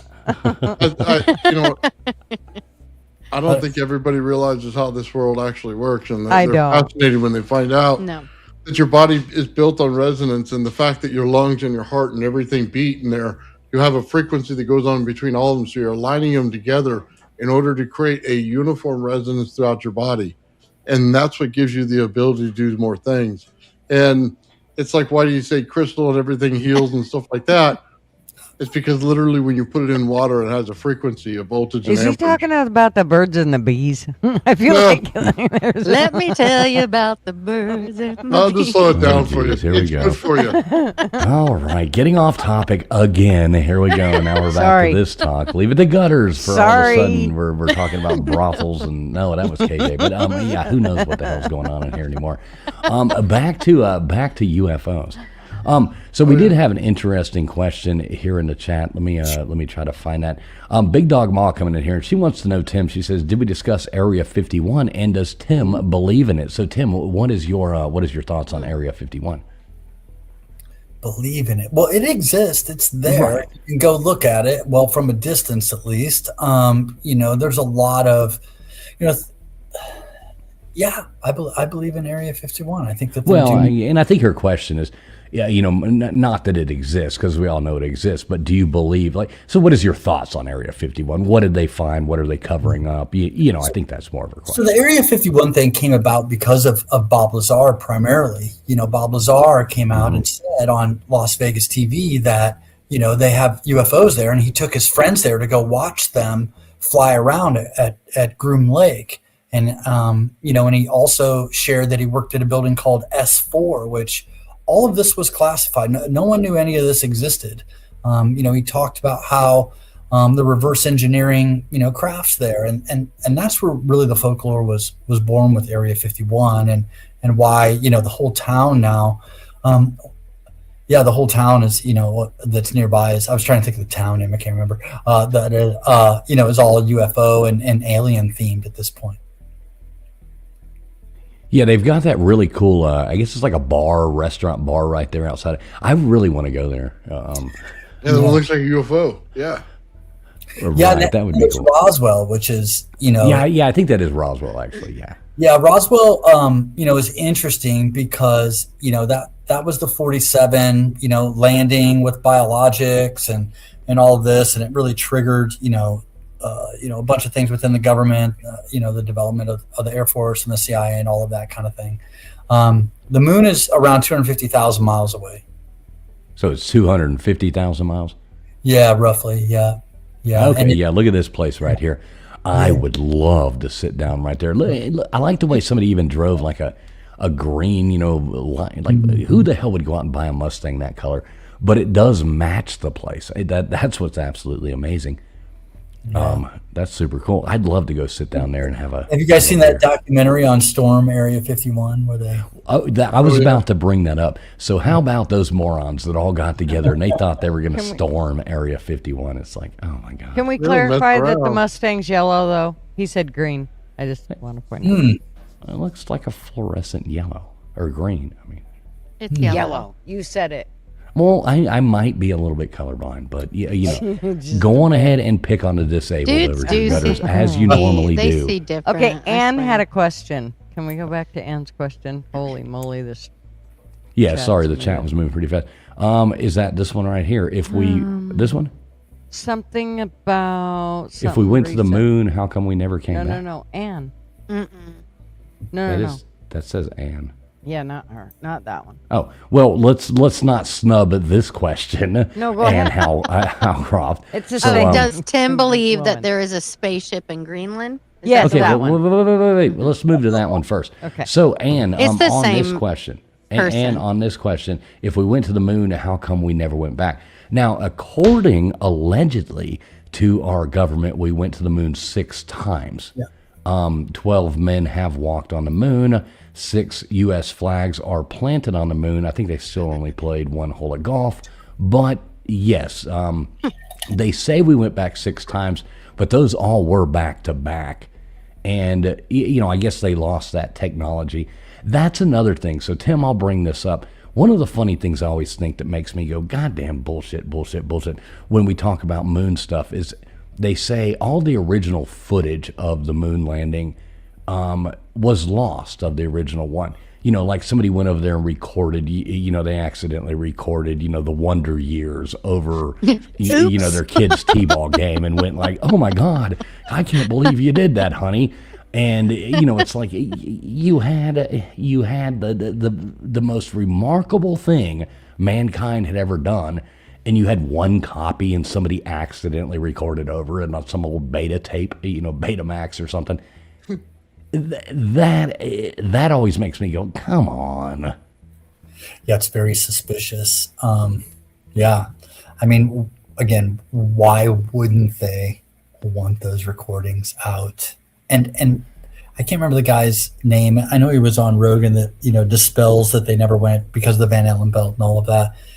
I mean, it would be very easy to fund a misinformation agent like that. The government has done that many times. There's a guy named Richard Doty who did that kind of work. He's sort of a reformed, in air quotes and like hardcore air quotes, CIA misinformation agent. So, and if you look on X at any given time, there's a couple of primary folks who come out there and debunk all the time, and they won't say who they're funded by. That's why I do the disclaimer. I just do it. If you can't do it, that's smart of you. That's smart to do, because if you're funded by something, you're bought and paid for. Yeah, it's so easy. I mean, I could say those words out loud, truthfully, and it's no problem. A lot of people can't do that. A lot of people cannot. Well, see, and I buy into a lot of this with, okay, so the disinformation, the stupid things like our government saying they accidentally recorded over the footage. Bullshit. You didn't accidentally record over the footage. There's no way in hell you did that. So I kind of think to like what you said earlier, is there a moon conspiracy? Yes. What are they covering up? Because my main problem with we didn't land on the moon is how did they convince, I mean, there must have been, I don't know how many people involved in getting us to the moon, 60,000, 80,000, 100,000 employees work. You know what I mean? It wasn't 5 people sitting there making a rocket and saying, okay, don't tell anybody about this. It was a whole lot of people. How do you silence that many people? How do you cover that grand of a thing up? But at the same time, there's all this other bullshit. It's like maybe we went, but a lot of what we see is not really what real footage. Does that make sense? Yeah, absolutely. Yeah. Like maybe a lot of what they're showing us, like that lunar lander hunk of junk, maybe he isn't really the real thing. You know what I'm saying? Like maybe it's all, we went, but something was off, so they showed us a bunch of junk, fake footage. Yeah, one of the things in Darcy's documentary, Secret Space UFOs, is he goes through the images that they have in the archives, from the first lunar missions, and they're clearly doctored. He has an expert that goes through all the images. You can see the images, and what they're hiding is massive structures. You can say the same thing about Mars. And one of the ways, one of the pieces of evidence about intelligent life on the moon is remote viewers. Are you guys familiar with remote viewers? Of course. Yes. We've had some on here before. Famously, and the Hertogs also, back in the 70s, remote viewed Mars, and they were able to locate pyramids on Mars and the face on Mars. So there's a lot of evidence that points to, the ability to remote view as a piece of information, right? It's another type of information that can be used. But that Secret Space UFOs, and it's a series, but the first one is the one that really freaked me out in my house. I was scared. I was all by myself. I ate these tacos and I was like, oh my God, the moon's not real. What are we doing? What's happening? If that's true, like what else is what are we dealing with here? All I know is you keep going back to tacos and weird shit. So next time you have taco night, make sure you invite us, because we want some of these. We want some of these tacos, whatever the hell you're eating there. I don't have a card here for tacos, but I would like to get a taco card one day. We have street tacos. We have birria tacos, which are sometimes What are they? Birria. It's kind of like this shredded beef that's in a consomme. It's like they're just real messy, and then the shells are kind of more fried. Birria. So, and then there's also the gourmet tacos, where they're putting chutney and all this other. The tacos here is like a spectrum of, delights. So, if you ever come to San Diego, makes sense. Some good recommendations on tacos. Yeah, if we come to San Diego, we're definitely going out for tacos and surfing with you. Yes. No telling what we're going to see. So Gutters, I didn't want to throw off your other thing. What was Anne's other question? It was something about Greenland. What was it? Oh, a UFO in Greenland, something like that. I was scrolling through trying to find it. Um, Yeah, I missed that one. So maybe we'll find that question. Yeah. Sorry, Ann. Didn't mean to Yeah. dodge your other one. I'm a little bit behind on the does chat. Tim believe? Tim, do you believe that there is a spaceship in Greenland? I've never heard that before. Yeah, I It's haven't new. heard that. It's new information. There is this claim by Ross Coulthart that there is a a craft that was so large that they couldn't move it, so they built a building around it. Oh, that's I interesting. don't know if you've heard that claim. And then there are claims that we have somewhere north of 10 to 20 different types of crafts. There's been that claim out there. There's a lot of claims. Sometimes the evidence is pretty weak, though, unfortunately. So do you so what's your belief on extraterrestrial life? Do you believe we have had, like, where do you stand on this whole thing?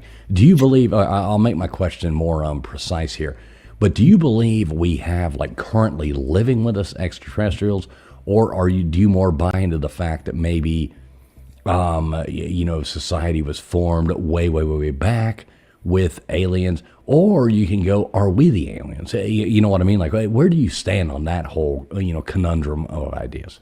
Yeah, it's really interesting. You guys keep asking me what I believe. I'm building an encyclopedia that's not supposed to be built on belief. So these are like, Oh, that's true. No, that's true. But we also like personal. I think Yeah, it also I'll makes give you- more people interested in you and what you're doing. sure. No, I'm happy to share. I just wanted to make that. Yeah. distinction But you're here. right. Yeah. When it comes to the nature of our reality, I think it's much more complex. And as was said earlier, not very many people understand it truly, because there's a lot more out there than our five senses can bring into our minds. And there's also a pretty big paradigm shift that I feel like is happening around consciousness. We used to think that the brain created our consciousness. We know that's not true. And if you really look into it, consciousness is foundational. So what that means is that, quantum physics, as you look at something, it is rendered from, a wave to a particle. So we are creating our reality through our consciousness. We have a collective consciousness that we're all sharing, and we're one bit or one tiny piece of that collective consciousness. Now, inside of that consciousness and that space, all types of things are possible. And there's a lot of evidence to point to that. If you just look at what Jeffrey Kripal and the Institute of the Impossible is doing down at Rice University, they have archives of 250,000 different experiences from people who have had supernatural experiences, and they pattern match across. So could some of that be cultural influence? Could some of it not? But yeah, I think that there's something out there, and that it's very real, and that the nature of it is unknown. See, I always buy into the fact that, a lot of people, they go religion, or they go, different things like that, we have to be the only people. And I think it's ignorant to think, and I am religious, so I don't want to take away from that either. But I think it's ignorant and, very human, and very, you're sitting there thinking that you are so above everything else as being a human. But I think it's pompous almost to think that you would be, out of all those stars, I mean, there's more grains of, there's more stars in the sky than there is grains of sand on the earth. So it's every star has its own solar system. And how can you possibly think that there isn't other life forms out there? Now, obviously you look up into the sky, it would take, trillions of years to get from one to the other, and that might be the closest one to us. But you can't think that we are the only life in this whole universe. There's just no way you can think that. And religiously, even, you can't think that, who are you to tell God not to create other people cooler than you? Yeah, the the most popular hypothesis, and the one that I grew up with is they're from outer space. They're traveled here from another planet. Oh my gosh, how did they get here? How long did it take them? How far did they travel? Where are they from? And then there's the ultra terrestrial, which is that they've always been here. They've been here longer than us. They're hiding here among us. They're on the planet. They're living in our oceans. They're in mountain sides. They're under the earth and Antarctica and so forth, right? And then there's the future human hypothesis, popularized by Michael McMaster's, right? That they're from the future and they're coming back to visit us. But there's many, many more.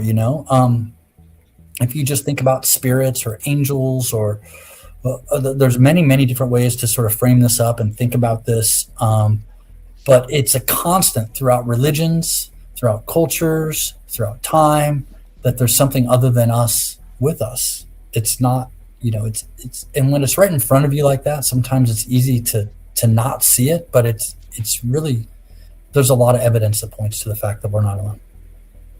So do you get in the archives stuff like Tiamat, and then the moons that were around it, basically the asteroid belt, which would be now, and then Mars. So they went from Tiamat, they lived there, and then they moved to Mars when Tiamat exploded, and then they came to Earth. Oh man, that's a new. I'd love, that's fascinating. I'm doing this all day long, and I'm learning stuff, so this is great. Okay, so what he's explaining there is if you look at every other planet, okay, and from the sun, every other planet, the math adds up between the distance from this planet, said Mercury to Venus, Venus to Earth, and then Earth to Mars, Mars. Okay, so they all add up, but there's that gap where with the whole science of the whole thing, with every other planet lining up, there's a gap. Where that gap is where the asteroid belt is. So like a destroyed, exploded planet is the asteroid belt. It lies exactly where in the distance between mathematically every... Am I explaining that right? Like in pretty layman's terms there, old man? Wait, you're muted, I think, right. Nathan. Yeah, there's actually a moon, they call it a dwarf planet right now, called Ceres, that's actually in the asteroid belt. It's a fully formed dwarf planet. It's actually probably a moon of Tiamat that was there before. But like fools are saying, the math doesn't add up if there's no planet there. And it has to probably do, sorry, I don't want to go into a long thing here. Every time the sun pulses back and forth, it does it really super slow because its time variance is different than ours. So it pulses out the field, the rings that go around it, and they push planets out. And what happens is if you get in the wrong zone, it's kind of like Venus is now, that you're turned sideways and that you're amplified in the amount of energy you're putting out. It's plasma physics 101. When you do that, it makes it spin faster. It goes at a rate it can't control. Unless it gets out of that zone, and it'll continue to be that way.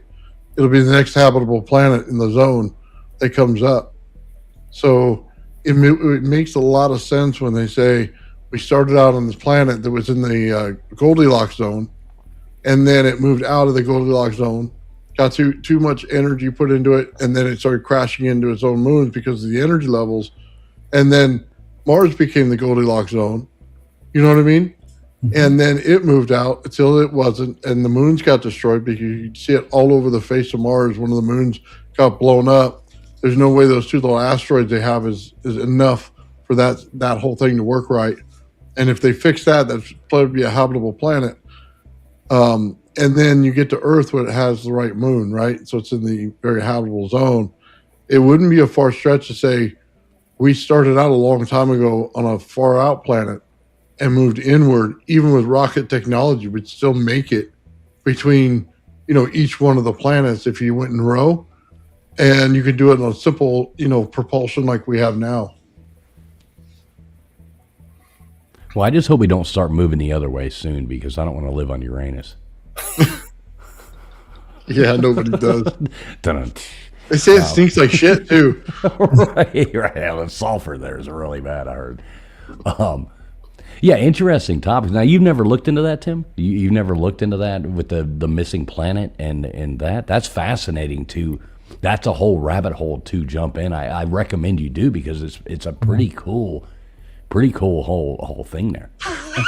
Taking I was taking notes. I was taking notes during that. Yeah, it's super interesting. Yeah, I did hear Terrence Howard have a similar theory that planets, as they move away from the sun, become the habitable planet. So it used to be, Venus, then Mars, then us, then so that there's a legacy there. But and I know that there's been discussion about the moons of Jupiter, being having volcanic activity. But I think there's a lot more to outer space and that we don't know. Well, but I love what's really scary. I wrote it down. I'll check it out. I love this. What's really scary is we know more about outer space, or so they say, that we know about outer space than we know about the oceans on Earth, which is really, really weird. And, you see a lot of those things with the UFOs or UAP, whatever you want to call them, coming out of the ocean. You hear all those stories about that. What do you know about that? Because that always kind of fascinates me. Yeah, there's been a lot of claims about underwater bases, right? So I'm here in San Diego. Catalina is a specific hot spot. If you were, on the bluffs there in Pacific Palisades, they talk about things all the time being sighted there. There's a really... You can't get tickets to the Catalina wine mixer, can you? Yeah, I wish I could. No kidding. But there's a lot, I'm in San Diego, so there's a lot of talk about underground bases around Malibu. There's a famous in this space lawyer, Danny Sheehan, who's come out and said that there's one down off of Baja. So there's been talk like this. There's the Hertogs have said that there's one outside of Japan. There's a lot of claims about underwater bases, and I mean it makes no sense that we wouldn't map the ocean floor. I mean, why wouldn't we do that unless we didn't really want to or weren't able to? Well, I think we're just now, getting that technology because you're seeing all these new things, and so you have all these science. Science is now supposed to be one of those things that is decided upon. I always thought science was a progressive thing that changed as time went and we learned, but over the past, we won't go into all that, but you're seeing these formations, these cities, all these different things underwater now with use of like LiDAR and all these new technologies that we're finding these structures, we're finding these things underwater. So I mean, who knows? Maybe we didn't have the technology. I don't believe that, because just think about it this way: we're 40 years behind the military at all points. Right. So a submarine would have already had it and already known what the ocean floor is. I mean, there's no question about it. They have to know. They have to navigate it. Yeah, but then you go back to that thing. If the government's 40 years ahead, they can't release the information saying what they know because that gives away the fact that they have technology that is more advanced than the other country, blah, blah, blah. Yeah, you know what I mean? So it does, span down the chain, but it is interesting. I like all the new stuff they're finding, and I like the thing about like the spaceships coming out of I say spaceships, but the ships coming out of the water and things like that. That's fascinating. Yeah, there's a number of documentaries about it. My favorite sleeper UFO movie, or one of them, is Wakanda Forever, because it literally talks about a race of super beings that live on the earth among us, that have their own agenda, doing their own thing, and it's really. It was called what now? Wakanda Forever. Yeah. Never see. Is that the Black Panther stuff? Is that? It is. It's the Black. Okay. Yeah. I've never seen those, but okay, cool. No, just so I know what you're talking about. Yeah. It's a UFO. It's a non-human intelligence UFO movie, is what it is. But it's one of those things. What were you going to say? I cut you off, though. Sorry about that, old man. Oh no, I was just going to say about the pyramids in Alaska. You know what I mean, being hidden, stuff like that, throughout the world. China, that there's hundreds of pyramids in China. They look like mountains. And they said that most of them, by the way, if you went to Mexico and you saw one of their pyramids, it would look like a mountain until they uncovered it, and it actually turned into be a pyramid. So they're saying don't discount these structures all around the world. You know what I mean? Because I'll tell you a little bit of information. It's basically a high voltage capacitor is what it is. When you put it all together and you understand the material science of it, it has to do with telluric currents in the ground and growing, massive amount of crops and things like that. So, yeah, and they put up the little, I don't want to say it, the little obelisk around it because they draw lightning in. So, yeah, you draw it in, you put it in capacitance, and then it slowly goes out, and you can actually make fertilizer from the Great Pyramids. I don't know if you knew that. For the structures, the way that they're built and everything like that, and that's one of the biggest things.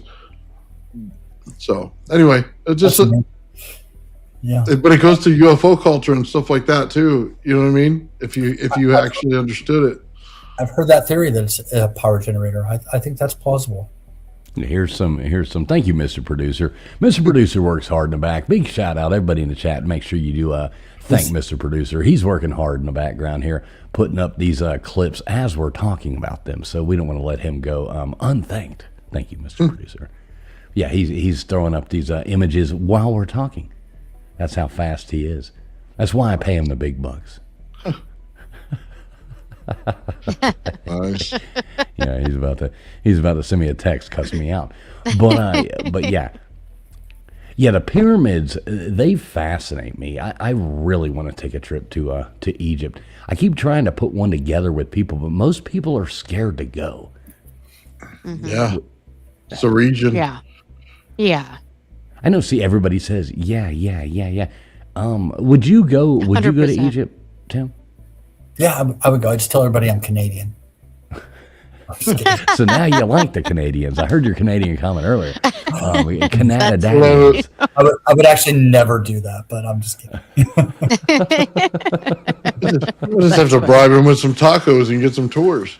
Right, exactly. I would love to go to Egypt. I'm going to plug the Hertogs again. They're Egyptologists. Back in the 70s, they actually remote viewed and helped locate the tomb of Osiris.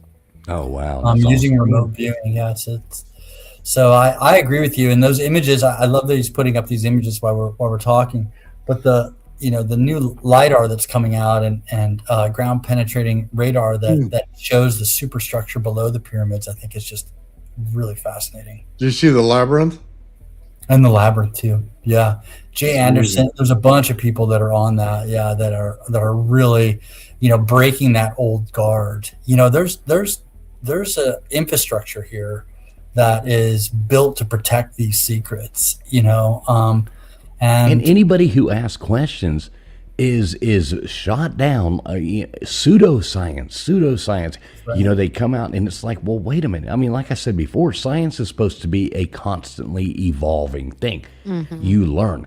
There's nothing wrong with going back and saying, you know what, that stuff we found in 1872 that was uncovered is not the first thing that we're going to find. I mean, when they found the Sphinx and the pyramids, like I've been to, Borobudur Temple. They didn't find that. That's one of the most fascinating things I've ever seen in the middle of nowhere in a jungle in Java, Indonesia. Second largest religious, thing in the world, built in, like 500 AD or something like that is when they say it was built. They didn't even know that was there till like the early 1900s, mid 1900s. They didn't even know it was there. And it's one of the most fascinating, enormous things I've ever seen in my life. And it's like, they just found more in South America. I don't want to say outside of Brazil, something like that. You got the Nazca lines. I mean, they didn't even know about those until the 1940s, until somebody flew a plane over it and went, holy shit, what are all these, huge spiders and all these lines and stuff like that? And now they act like, nope, can't find anything new. Yeah, you know what I mean? It's like, well, why not?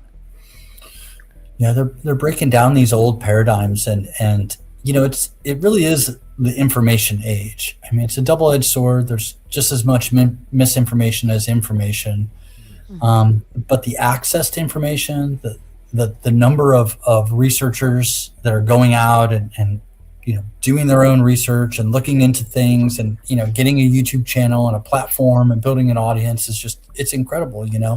It's really a revolution.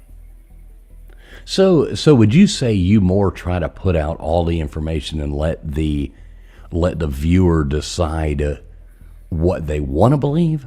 Is that kind of how you present that?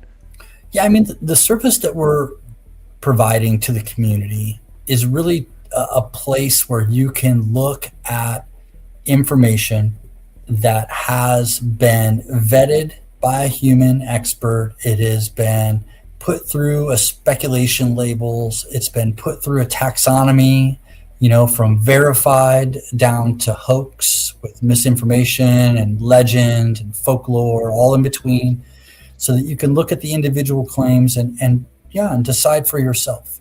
But really, we're evidence-based. We want, sensor data. We want documents. We want eyewitnesses. We want materials. If we have that type of evidence, then we can say that it's a verified claim.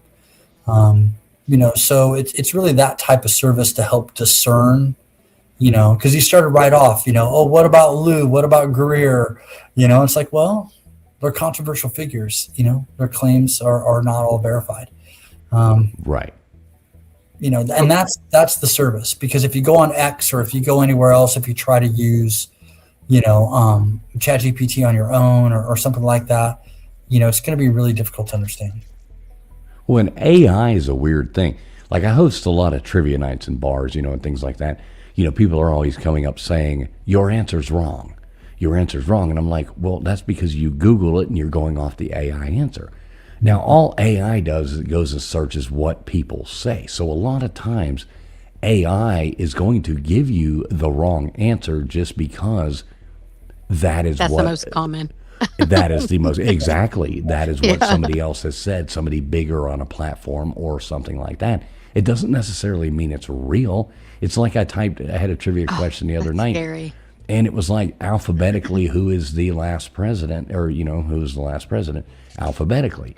Well, I typed that into my thing, and wording things different make a difference. But the way I typed it in, it said Donald Trump. And it was like, no, that's not, that's not at all true. I don't know why it said that, but that's what the answer AI gave. I watched people turn into answer of Donald Trump. Then I told them to get the hell off your phones and quit cheating. You know what I mean? I'm like, you morons. I love that. I think that's you know awesome. what I mean? Like, I'm going to ask that question just because you typed it in the way I worded it, and it said Donald Trump. Trump is not the last alphabetical president, by surname. So AI is not a thing to be trusted, and I hate when people go off of that. Yeah. So what we've done, and we're using AI. Look at the website name, right? So what we've done is we've created a content generator that is that generates content based on specific prompts, and we've created a specific agent that is pointed to sources other than like Wikipedia and some of the sources that typically pop up, right? And then we have another agent that we put the content through for fact checking, and it gives us a score. So we know from there, has it been fact checked? Is all this? And what we mean by fact checked is there a validated source, or is this an unvalidated claim? Is what we're saying truthful, or did AI make it up? Those basic sort of checks, right? And then we have, again, our community, and we have folks go through who are experts who, have spent a lot of time in the UFO space, and they look through and make sure that we're not missing anything, or if there's anything in there that needs to be added. Once we go through that process, we have an editing agent that edits the content, and then we have an editor. And I can tell you my editor that I have, I have a corporate research background. He has a background of publishing encyclopedias. So he's very particular about the way that he sources, like if we include a map, or if we point to a particular video, or if we have an image, all of these things have to be in a particular way to meet editorial standards. So, and those standards are all published on the site. So, AI is a fantastic tool and force multiplier, but you have to be very careful with that type of content because it can be completely made up. Do you have a woo section? A woo section. Woo. Woo woo. Is it woo Woo woo? is okay. Woo is I don't have. I mean, there's not a lot out there that's woo to me, right? Not only am I in San I'm Diego. still confused about this woo thing. Even though you explained it, I'm still Well, confused. like an editor could throw it out, but in the woo community, they're like, well, that's real. So that's why I wonder. Right. Yeah, I mean, the real thing is such a funny kind of benchmark, right? Because again, it goes back to what can you validate, what can you verify? You know, if it can't yet be verified, then it's not. We hope that it is. There's cases out there that I wish had better verifiable information. We know it exists. It's just not in the public domain where we can point to it. So the woo's out, but you guys keep it on file, like for later, in case it becomes verifiable.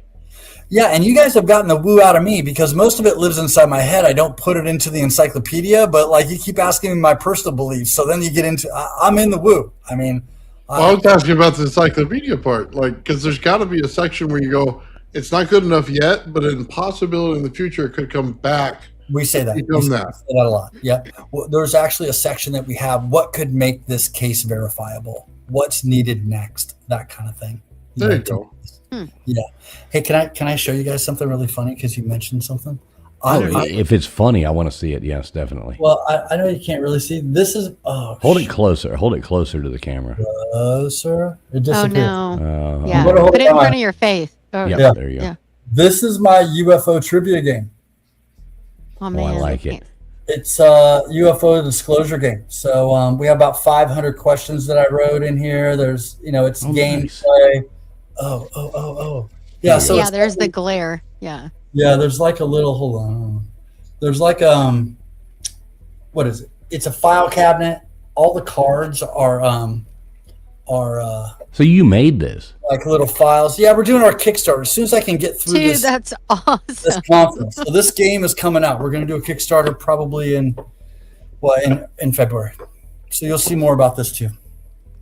That is amazing. Hey, so what I'm going to do here real quick, I'm dropping the StreamYard link right here. If anybody in the audience would like to come up and ask a question, Gutters, old man, if you want to do that as well, I am dropping the StreamYard link out there. Once again, thanks everybody watching right now. A bunch of people watching in here across all platforms. We are, like I said, we're on X on 2 different channels. We're on YouTube on I think 5 or 6 different channels as well, streaming out right now. We appreciate, everybody spending their Friday nights with us. So thanks a lot, everybody. We do, got quite a few people in here watching. That is absolutely awesome. Thanks for being here. Please make sure you have hit that thumbs up button. No matter where you're watching at, we appreciate you. Happy Friday night. And what's up, Belt Loop? Good to see you in chat as well. A bunch of people coming in. I can't keep up with the chat. Just being honest, we got C Bagley in here. Good to see you, C Bagley. We've got there's been a whole lot of people. We got Jesse coming in here, working in the ER. Says hi, TF and chat in the ER, but listening in, working in the ER. She works there, not there, so we don't have to pray for her or anything. But yeah, thanks a lot, everybody, for being here. So I did just drop the link there. I will pin it, but pinned at the top of mine right now is, and I'll drop that again here in a moment, just in the regular chat, but for UAPedia and the link to go to your conference. So tell everybody about your conference one more time, because we got new people tuning in. So let them know what you got coming up next week. Yeah, absolutely. Next Sunday, January 25th from 10 a.m. to 2 p.m., we're hosting a free online conference called UAPCon. You can go to uapcon.com and register for free. You'll get the link beforehand and you can join. So this conference is really,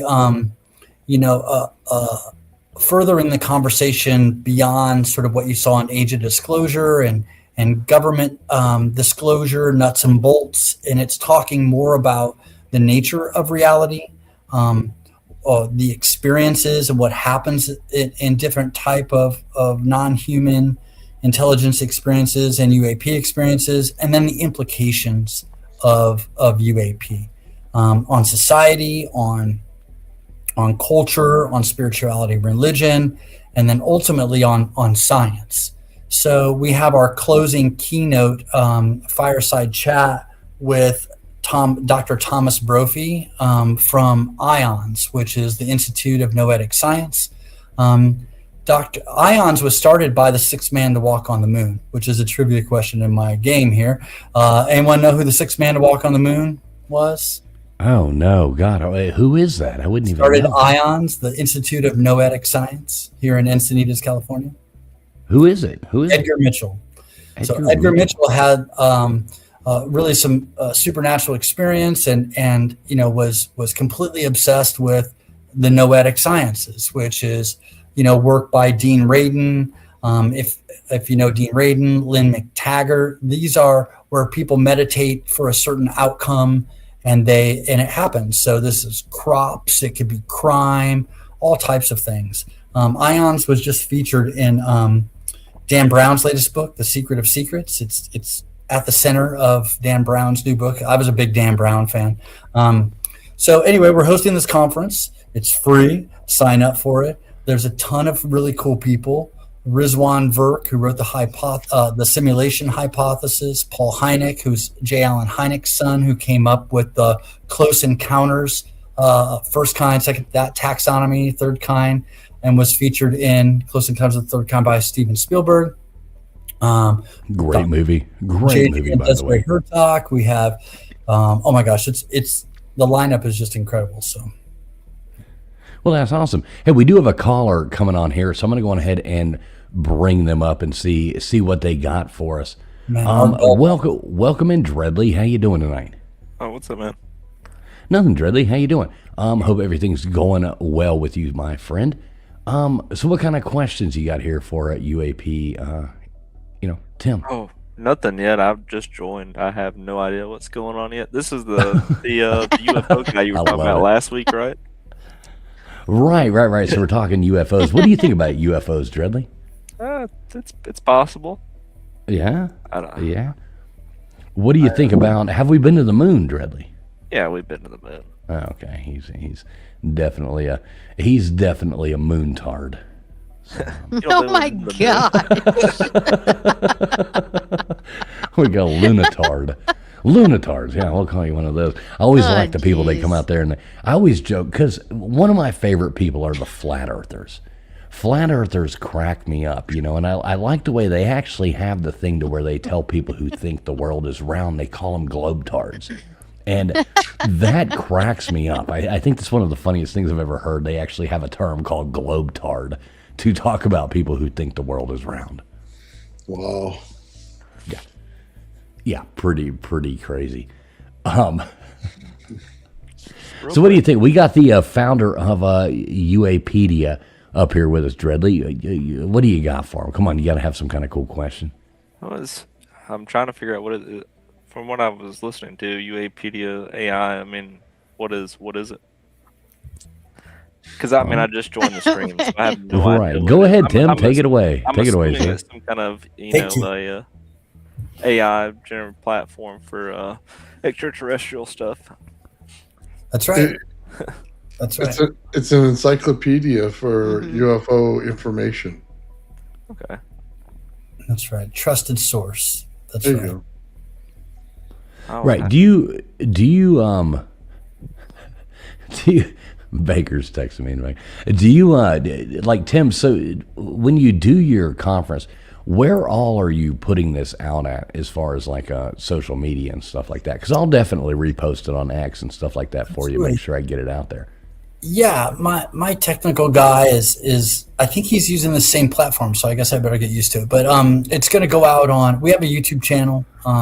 We also have X and Instagram. I think it's going out on a couple of other platforms as well. So it'll be streaming there, and then we're planning on, of course, we'll have probably around almost 4 or 5 hours of content that we're gonna put out on our YouTube site and on our X profile.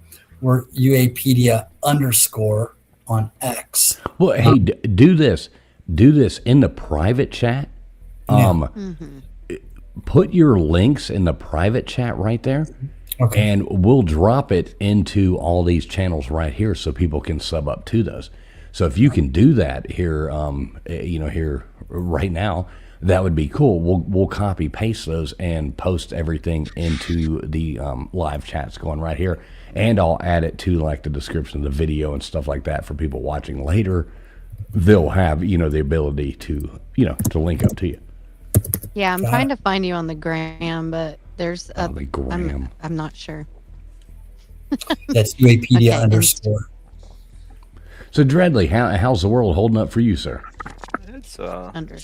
we're making it. Yeah, there you go. Been thinking about you a lot. I hope you're doing well. So what do you think, Dreadly? Do you believe in UFO? Like outer people coming here seeing us, or do you think people came here before, or not people but aliens, or are we the aliens? What do you think, Dreadly? I don't know. I see a lot of I used to get real big into like the Navy pilots and like Air Force pilots seeing a lot of stuff, and I used to watch a lot of the documentaries on it. But I don't know. It's a strange topic. Yeah, it's a fun topic. What do you think, old man? Where are you falling on this? On the UFO thing? Yeah, I mean, what do you think? Do you think it's people? Do you think we're being visited now by people who came here way before, or do you think it's new stuff coming in, or do you think it's stuff reemerging that's already been here? Yeah, I see two sides to it. Either we're planet jumping and we don't know it, or we actually got to the point where we got to the civilization got to the point where they can get outside of the Earth itself and the sun's radius. And thinking about it, we're in a vortex. You just have to go the other way in the vortex and you arrive there quicker. So the amount of distance between the planets is irrelevant when the time's less. So it's very easy to get to the next solar system. But is it habitable? Does it have resources at it? You know what I mean? It Right. could be a situation like that where they're going solar system to solar system. So it is interesting to look at it that way. I like both. But then, to be honest with you, a little green man showing up in front of my house with a big UFO would just be totally awesome. Like, I would be like, dude, let's go. Like, what do you need? You want to hear that guy come up Dude, with let's nanu? Yeah, Nano, dude, nano. we're hot rodding the universe at this point, man. If somebody shows up in a UFO, dude, I'm taking the keys. We're going joyriding. We're getting around it. That's hilarious. I love that. That's what's up, bro. Yeah, I like it Oh, too. that's funny. Yeah, it's always fun. I don't know if I buy into a lot of, and I've been watching a lot of series and coming with you. right there you go, and I've been watching a lot of things about like the rebuild of societies and things like that lately, and there's a lot of fascinating stuff, and I do believe that civilizations have come and gone many times in our past, and we are just now re-earthing them, and finding them, digging deeper, and there is something bigger to our history. Goes way back further than what we know, is my opinion. Well, what do you think, UAP? Do you think like when they created Space Force, do you think it was for a extraterrestrial threat or for space reconnaissance? Yes. Yes, just yes. I love it. Yeah, I think both. Yeah. You think both? Like, so you really think there is an extraterrestrial threat? And I hate to ask you, like, what do you think? I mean, all the time when you stated over and over and over again, hey, I'm I making know. every goddamn thing. He's But like, yeah, we like to be "That's not what I'm personal with about." people. Yeah, you know what I mean. Right. It's No, fun to be fine. personal. Yeah, I think that it's an interesting concept that. So in Greer's camp, there are only benevolent ETs. In Elizondo's camp, they are a threat, imminent threat. So who do you believe on that? Is it somewhere in between? Is it both? I think Space Force is an interesting reaction to sort of, where we are in defense and this kind of thing. If you're monitoring space, you're likely seeing things that you can't explain. Well, I guess what I meant to say by it is, do you think it's used for extraterrestrials, or do you think it's more to do reconnaissance on other countries. I guess that's the way I should have worded Oh, it. I see. Mm. Yeah, then I would. my answer is both. Still both. I think it's used for both. Yeah. So do you buy into a lot of like what do you think about the dark side of the moon? I think it's. It's a great album. I love Like, that. I've listened to it exactly. Right. 100 times at least. Yeah. The dark side of the moon, according to the astronauts that went there, they heard eerie music, they saw lights, they saw structures. It's interesting that the moon doesn't rotate and it's locked in its orbit the way that it is. It's something that we can only speculate about. I think one of the things that's really interesting is that, there are laws limiting the size of telescopes that individuals can own. And why And would that be? why would that be? So, there's a lot of amateur astronomers out there that start to push on this. And, that's why they're looking at 3i Atlas. They have better images than NASA does. That's why, when these amateur astronomers point towards the moon, they see structures and things that don't make sense, like the craters all being uniform versus, at an angle. There's lots of anomalies. So you really like the moon though, right? This moon one has it's something that you're really interested in. Is that true? They really limit the size that you can. Is that true? Yeah. Yeah, I'm not Googling right now, but yeah, you could fact check that. Yeah. That's interesting. That's weird. You learn something new every day, don't you, KJ? I'm telling you. That's crazy. Oh well. Thanks everybody for coming in. Why is that funny? I'm trying to catch up with the chat here. Going down. I know I'm running behind. Trying to catch up with all the chat. Good to see you in there. All kinds of people trying to highlight your comments. Let everybody know that we do appreciate you being here. Thanks a lot, everybody, for coming in. So we are gonna be wrapping this up soon. Dreadly, my friend, you got any last questions for UAP? No, that was it. I was just coming in to say hello. All right. Well, hey, we will hang out in the back, for a few minutes after the show. Feel free to, I'll hang pop out. back in or just, you know what I mean, Dreadly? You're more than welcome to pop back in and say hey to us in the back after the show. Always love hearing from your brother. Appreciate you coming up.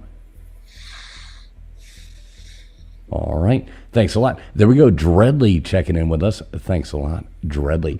UAPedia, Tim, going ahead one more time. I know this sounds redundant and over and over and over again, but we have new people coming in. We have new people, blah, blah, blah. Before we wrap this thing up, please tell everybody once again about everything you're doing. I mean, I know it's like you already said it, and I feel like, you know what I mean? I don't want to be an asshole, but we do have new people coming in, and we want to drop your links, and I think that's going on right now. People are dropping your links right now. So go on ahead and tell everybody what you got coming up, what you got.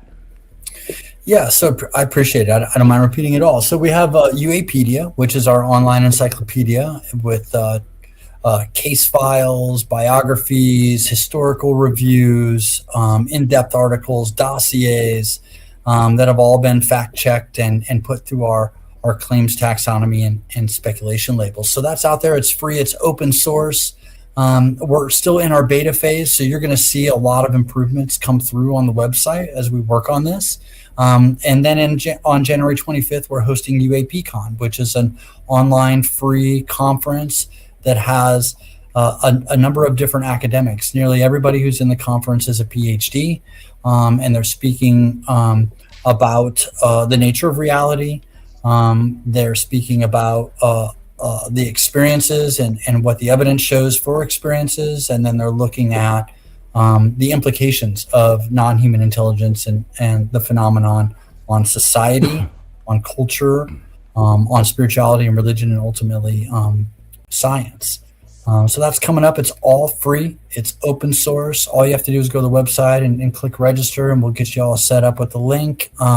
It's going to be really great. And we're going to host one of these conferences, like these free conferences, once a quarter. And we're hoping to have Old Man on, because that's going to be really cool. You need to get this guy on here. He's a freaking genius, man. He makes me look dumb every time I talk to him. I'll tell you, within the It's U.S. true. community, there's not very many true. people who can speak to plasma physics, and it's a core fundamental part of the UAP lore. Is these things are run in an energy bubble? Okay, Yeah. let's talk about that. What does that actually mean? And so you could really speak to that, and I think it'd be great to have you be a part of that conference when we spin whenever we spin that one up. Right on. Appreciate it. Yeah, I think that would be a good thing.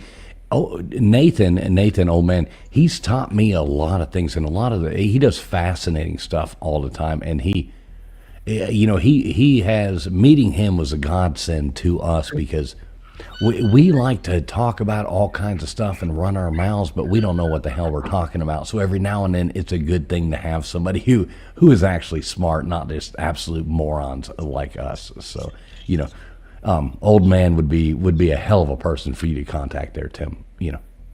Appreciate that. Yeah, I learned a lot tonight. It was really great. Thank you guys for having me on. It was awesome. Hey, I thought you're it was welcome great. back. You're welcome back anytime. I know I have already signed up for your thing on it's the 25th, right? The 25th next Sunday. Right. Yep, So I expect to get an email, correct? you will. Yep. Okay, so everybody I'm going to go on ahead and drop that again here. This right here is the link to UAPCon, and this will also, I think if you go on it and search that, I mean, they can go back and hit and, see your website and all that jazz right there as well. So, if they go to this, they can see everything. But this is the link to UAPCon right there where you can sign up at the bottom. Y'all, please do register to this. Show this guy And it's some a love free because- it's a free conference like online. Have you signed up yet, KJ? Not yet. Well, not yet, but yes, I've already. Yes, But you will. I'm going to. Yes, I will. Yeah. Yeah, for sure. I've already signed up. I signed up last night, I think. And I think his hopefully I do think your Twitter and your Instagram and stuff like that links were dropped as well. So hopefully everybody go over there and check you out, man. I'd really like that. You're a good guest, and I'm gonna come surfing with you. If I go out there and meet up with my buddy over there. Dude, you get in, dude. San I hope Diego. he does. I'd love a video. It'd be Oh, yeah. hilarious. You gonna go surfing? That would be with us, Tim? awesome. Yeah, let's go. Let's go. KJ, the friend I'm talking about, right? Adam? Yes, I figured. Yeah, Right, yeah, I got exactly. you. He's Yeah. begging me to come out there to San Diego. I mean, and, you go- should. The years are ticking by, bro. You got to do it. I know I'm 39 like the rest of you. I know. And it's getting harder to surf every day, but I'm telling I guarantee you, I can still I shred it. can't wait. I hope you do it. The thing I don't like, so before we wrap this up, all right, so the thing I don't like, being like from South Florida and stuff like that, y'all's water is cold, man. I got to wear some kind of like wetsuit and shit. Yeah, you know? that's different. I know it's cold. What do you say about that, Tim? Like, how do you feel? You ever been to South Florida? Yeah. Was it weird for you to jump in the water and it's like bath water? So warm. Yeah, it's the water here, is right now it's around 62 degrees. So you Ooh, don't ooh la wanna- la. I saw a guy out there though today. He was in trunks. He was trunking it, and That's I crazy. that's not me. I wear a wetsuit, but See, wetsuits. yeah. You gotta watch for the black demon out there. That shark they always talk about on the coast of California. The black demon. Yikes! I just registered, by the way. So Aw. just saying. Nice. Appreciate it. No, I look forward to that. I think it's going to be fun. I think I'll definitely be tuned in. I'll be checking it out soon. Now, let me ask you this: what platform are you presenting this on? So how is it going? Is it on like a separate, like an OTT kind of platform, or is it going out on you know what I mean? Is it on a YouTube channel, or like where are we watching this? It'll be on YouTube. Yeah, Okay. I know there. You saw me fumble around trying to get my volume correct for this thing, so you're asking me technical questions now. So You need a producer like that. Like that. So I know my partner's using StreamYard. We have a YouTube channel. I know it's going to be streamed on a number of different platforms. It's going to go live on on X and Instagram and YouTube. I think there's more, but I don't know for sure. I should probably know that before I come on a show, but we'll send you the link. You'll have the link. You'll be able to see it. Yeah, make sure, definitely make sure you do that, because, I will definitely share it out on YouTube, share it out on Twitter, share it out on all that stuff. So, the night before or something like that, when you have all the information, just text me. You got my number. Just text me, let me know the information, and I'll spread that out for you too. You know what I mean? We like to help people out and spread the love. So definitely send me all the information. I'm sure, Gutters will do the same. Old Man will do the same. KJ will do the same. You know what I mean? We'll all push that out for you and help you, get your thing out there. You know what I mean? Absolutely. And I really appreciate that. Thank you. Don't be shy. Yeah, you know what I mean? That'll be cool. Yeah, really appreciate it. Yeah, we're trying to get, we're relatively new. We just launched in November. So we're still building out our you're babies. We're babies. We're just getting started. So we're looking for people to follow us on Twitter for all of the exciting things that are going to happen. And, we appreciate the community, coming together the way it has. We've had so many people contact us wanting to help and write articles and, and fact check and help us produce videos. It's been really great. We've had a really great response from everybody. So despite what you see on Twitter, there's good people out there. There's community. There are people who, aren't just there to, stir up dust or whatever. Right. And I do like the thought process of putting it out there and let people decide. I don't like people saying this can't be real because I don't agree with it. This can't be real because I don't agree with it. Here's the goddamn information. Y'all do with it what you will. That's and, right. I do kind of like that. And, some people are idiots and they're going to buy into the wrong information. I might be an idiot and buy into the wrong. You know what I mean? I might be the idiot. Hell, my name's Traveling Fools. I got it. I got fool in my name. So you know what I mean? I concur. Yeah, exactly. Well, you just met me, KJ. So Yeah. we got that. So, Tim, any last words before we wrap this thing up? I just really appreciate being on the show. It's a lot of fun. You guys got a lot of my personal beliefs out of me. Yeah. Like we ring you out like you know what I mean? Which was kind of fun to share. It's kind of mind blowing to me that this started with the trivia game, and then now we have a website and an encyclopedia. We have a conference, and I still haven't really done the game yet. So that's sort of the next thing. But to be on a show and being able to talk about this and just have an open forum and communities really means a lot. So I really appreciate it. So have you been on a lot of shows? No. I was on a trivia show. Right. Well, I watched you on our buddy, our mutual friend's channel over there, well known. Yeah. And that was cool. He's a super cool guy, and I guess that's how you hooked up with us, correct? That's right. So I've done well known, and now I've done this show. Yeah. Oh, okay. So that's all you've done. Okay, cool. But I have a feeling after this conference, it's going to be a little bit different. I don't, once Jeff Nucitelli opens up the conference and people realize, we'll announce that next week. It hasn't even been announced yet. Things are going to change. Yeah, I looked at that. Some of those people are big name people. I did look at some of your guests. Yeah, some of them. I mean, they've hundreds and hundreds of thousands of YouTube subs and hundred. I mean, some of these people are really big people in the world of this. So you're gonna blow up. Your thing is gonna blow up. And I want you to look back years later, and I challenge you to look back years later and say, you know what? I never had more fun on a panel than I did coming over here to Abbinormal, where they just joked around and asked me about my personal beliefs, whether or not we landed on the moon. Yeah. No, it's been great, and I do think you're right about that. I think it, in our friend group, in our consciousness club, we talk about being pre-famous. there's a bunch of people in that group that are doing really amazing things, and we talk about that a lot. We have friends of ours that are coming out with a documentary in the spring called Frequency. And I just saw an early screening, and it was absolutely incredible. So there's this concept of being pre-famous, I think, is pretty funny. It's we'll see. Well, don't forget about us when you're big and famous, and I text you and be like, "Hey, man, can I come up on your show?" Help us. Yeah, exactly. Don't forget about us, but about us peons. When you become famous and you've got crazy hair and you're saying aliens like what's his face on Ancient Aliens, Sergio or whatever the hell his name is. I love that guy.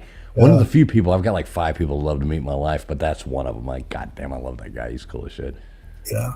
You had me sold on the Art Bell thing. I'm just such a huge Art Bell fan. Me too. Yeah. Me too. I grew up on it. I remember back in the day, late at night, sitting there, trying to moving one of those old radios with the antenna, with the aluminum foil on top of it, and you'd be hitting it on this one, but now the Earth's moving, so I'd have to like turn the radio, turn the antenna, trying to get. Oh, now I'm tuning in Chicago. Now I'm tuning into scrolling the dial. Oh my God, it's cutting out. I got to tune the radio. Oh my God, what good days that was. Yeah, I'm a huge fan of Art Bell, and I think that talking. Did George Norrie ruin it?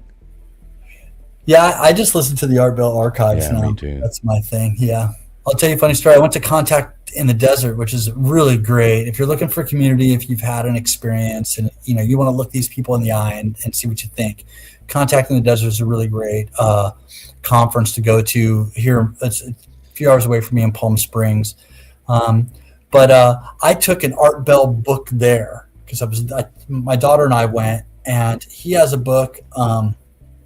And so I took it there, and it was an icebreaker. I went and talked to all these people, and got their autographs. So like, George Knapp and Jeremy Corbell, just all these guys, all the, Travis Walton was there. I have probably 100 autographs from a lot of people there. I was such a fanboy, and I was just running around this conference. I got to meet and talk with all these people because of this Art Bell book. It was such a great icebreaker because I was like, "Hey, have you seen this book?" And so it was really great. And I have really fond memories of Art Bell. So yeah, he's the god. He's the one who made me get into radio, made me get into even doing this. This is kind of my side hobby thing that I do on Friday nights just for fun with my friends. But, finding wonderful people like you is the reason we do it, man. Thanks so much for all your fascinating things. Hang out in the back for a second. We're going to wrap this up, but hang out in the back because we want to get a little more information from you, like your social security number and, your the first, name of your dog and, all those things they ask you when we need your credit scores. That being said, folks, thanks so much. KJ, any last words for these wonderful people? Y'all, so glad you came out. Thanks so much. Honestly, it's so great to have everyone listening and commenting, and there was so much going on in the chat. I'm interested to chat with everyone about it. But anyway, thanks so much, Tim. It was a lot of fun. Interesting stuff that I'm not used to hearing or talking about. So that's it. Thanks, guys. There we go. KJ coming in. How about you, Gutters Pub? Gutters Pub, tell us what you got going on this week. Tell everybody about your wonderful, agenda. You'll have to come Tuesday night and see what goes on, just to figure that out, because I still don't know. It's too early in the week, so. Right? We'll see. Come hang out Tuesday night. All right. Old Man Builds, what you got coming up, brother? I'm going to be working with the Crypto Alchemist, man. We're going to be doing some alchemy and stuff like that. We're going to be breaking down a bunch of materials in water. It's going to be awesome. We got a big old microscope over here, man. We're going to be looking at every little piece of it as it's broken down. Not many people get to see that, so we're going to be one of the lucky ones to get to see exactly what it looks like on the channel. We're going to be doing a lot of high voltages and stuff like that with the RAV concept, the radio and art vehicle. Also, the monatomics right here. Basically, when you break down silver, break down gold to its base element. You know what I mean? So we got a lot of that stuff going on the channel. Yeah, Tesla coils. There we go. We got that Tesla coils going in there. You really, Tim, you really got to check out Old Man Bill's. I mean, he demonstrates how Tesla coils work. He runs it from one thing to another, lights up all kinds of stuff. The man's a genius. Tesla coils. Yeah, we always make a joke. He's saying testicles, but yeah, we are talking about Tesla coils, not his testicles. You got a denture, it just comes out wrong. Yeah, right, they do. His testicles do look great. It does not. It sounds just fine.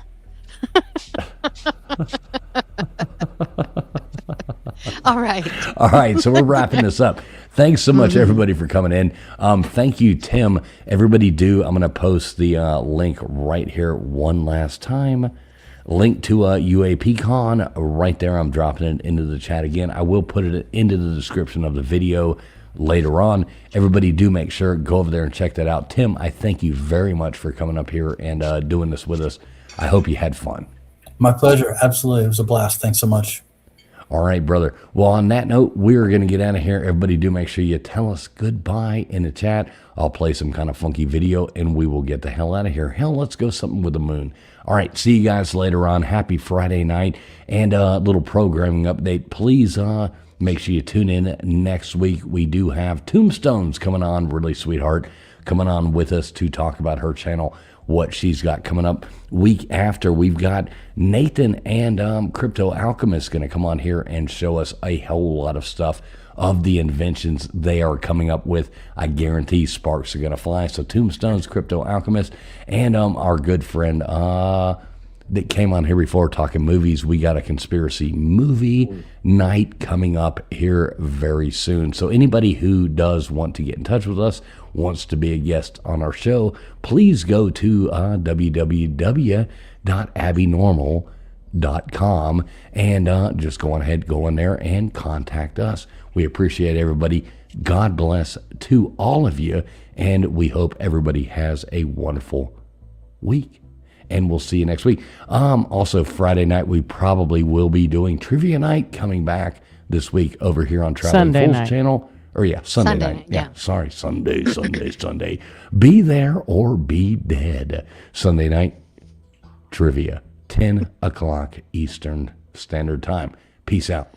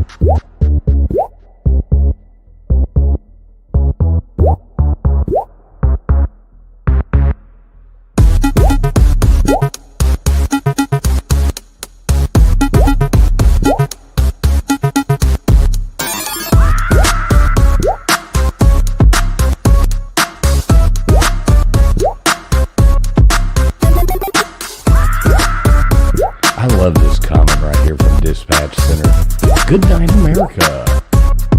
That's Art Bell, always said at the end of the show. Art Bell, the God. Thank you, Dispatch. Appreciate you, brother.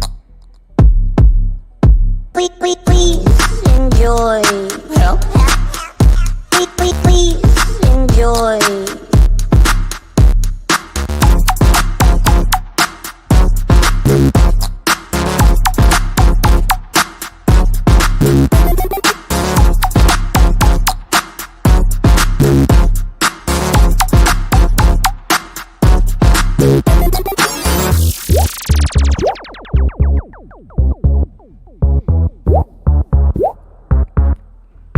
PJ, I definitely did see that, and I wrote that down. I do appreciate you putting that out there, because I really do want to go. Come with me, PJ. Come with me. It'll be a lot of fun. But yeah, thanks for putting it out there. I didn't want to ignore that. I did see that. So yeah, definitely noted. Thank you, PJ. Me too, Big Dog Mall. It's really nice not to be dying. Yeah, definitely. Love you, Big Dog Mall. Y'all have a great night.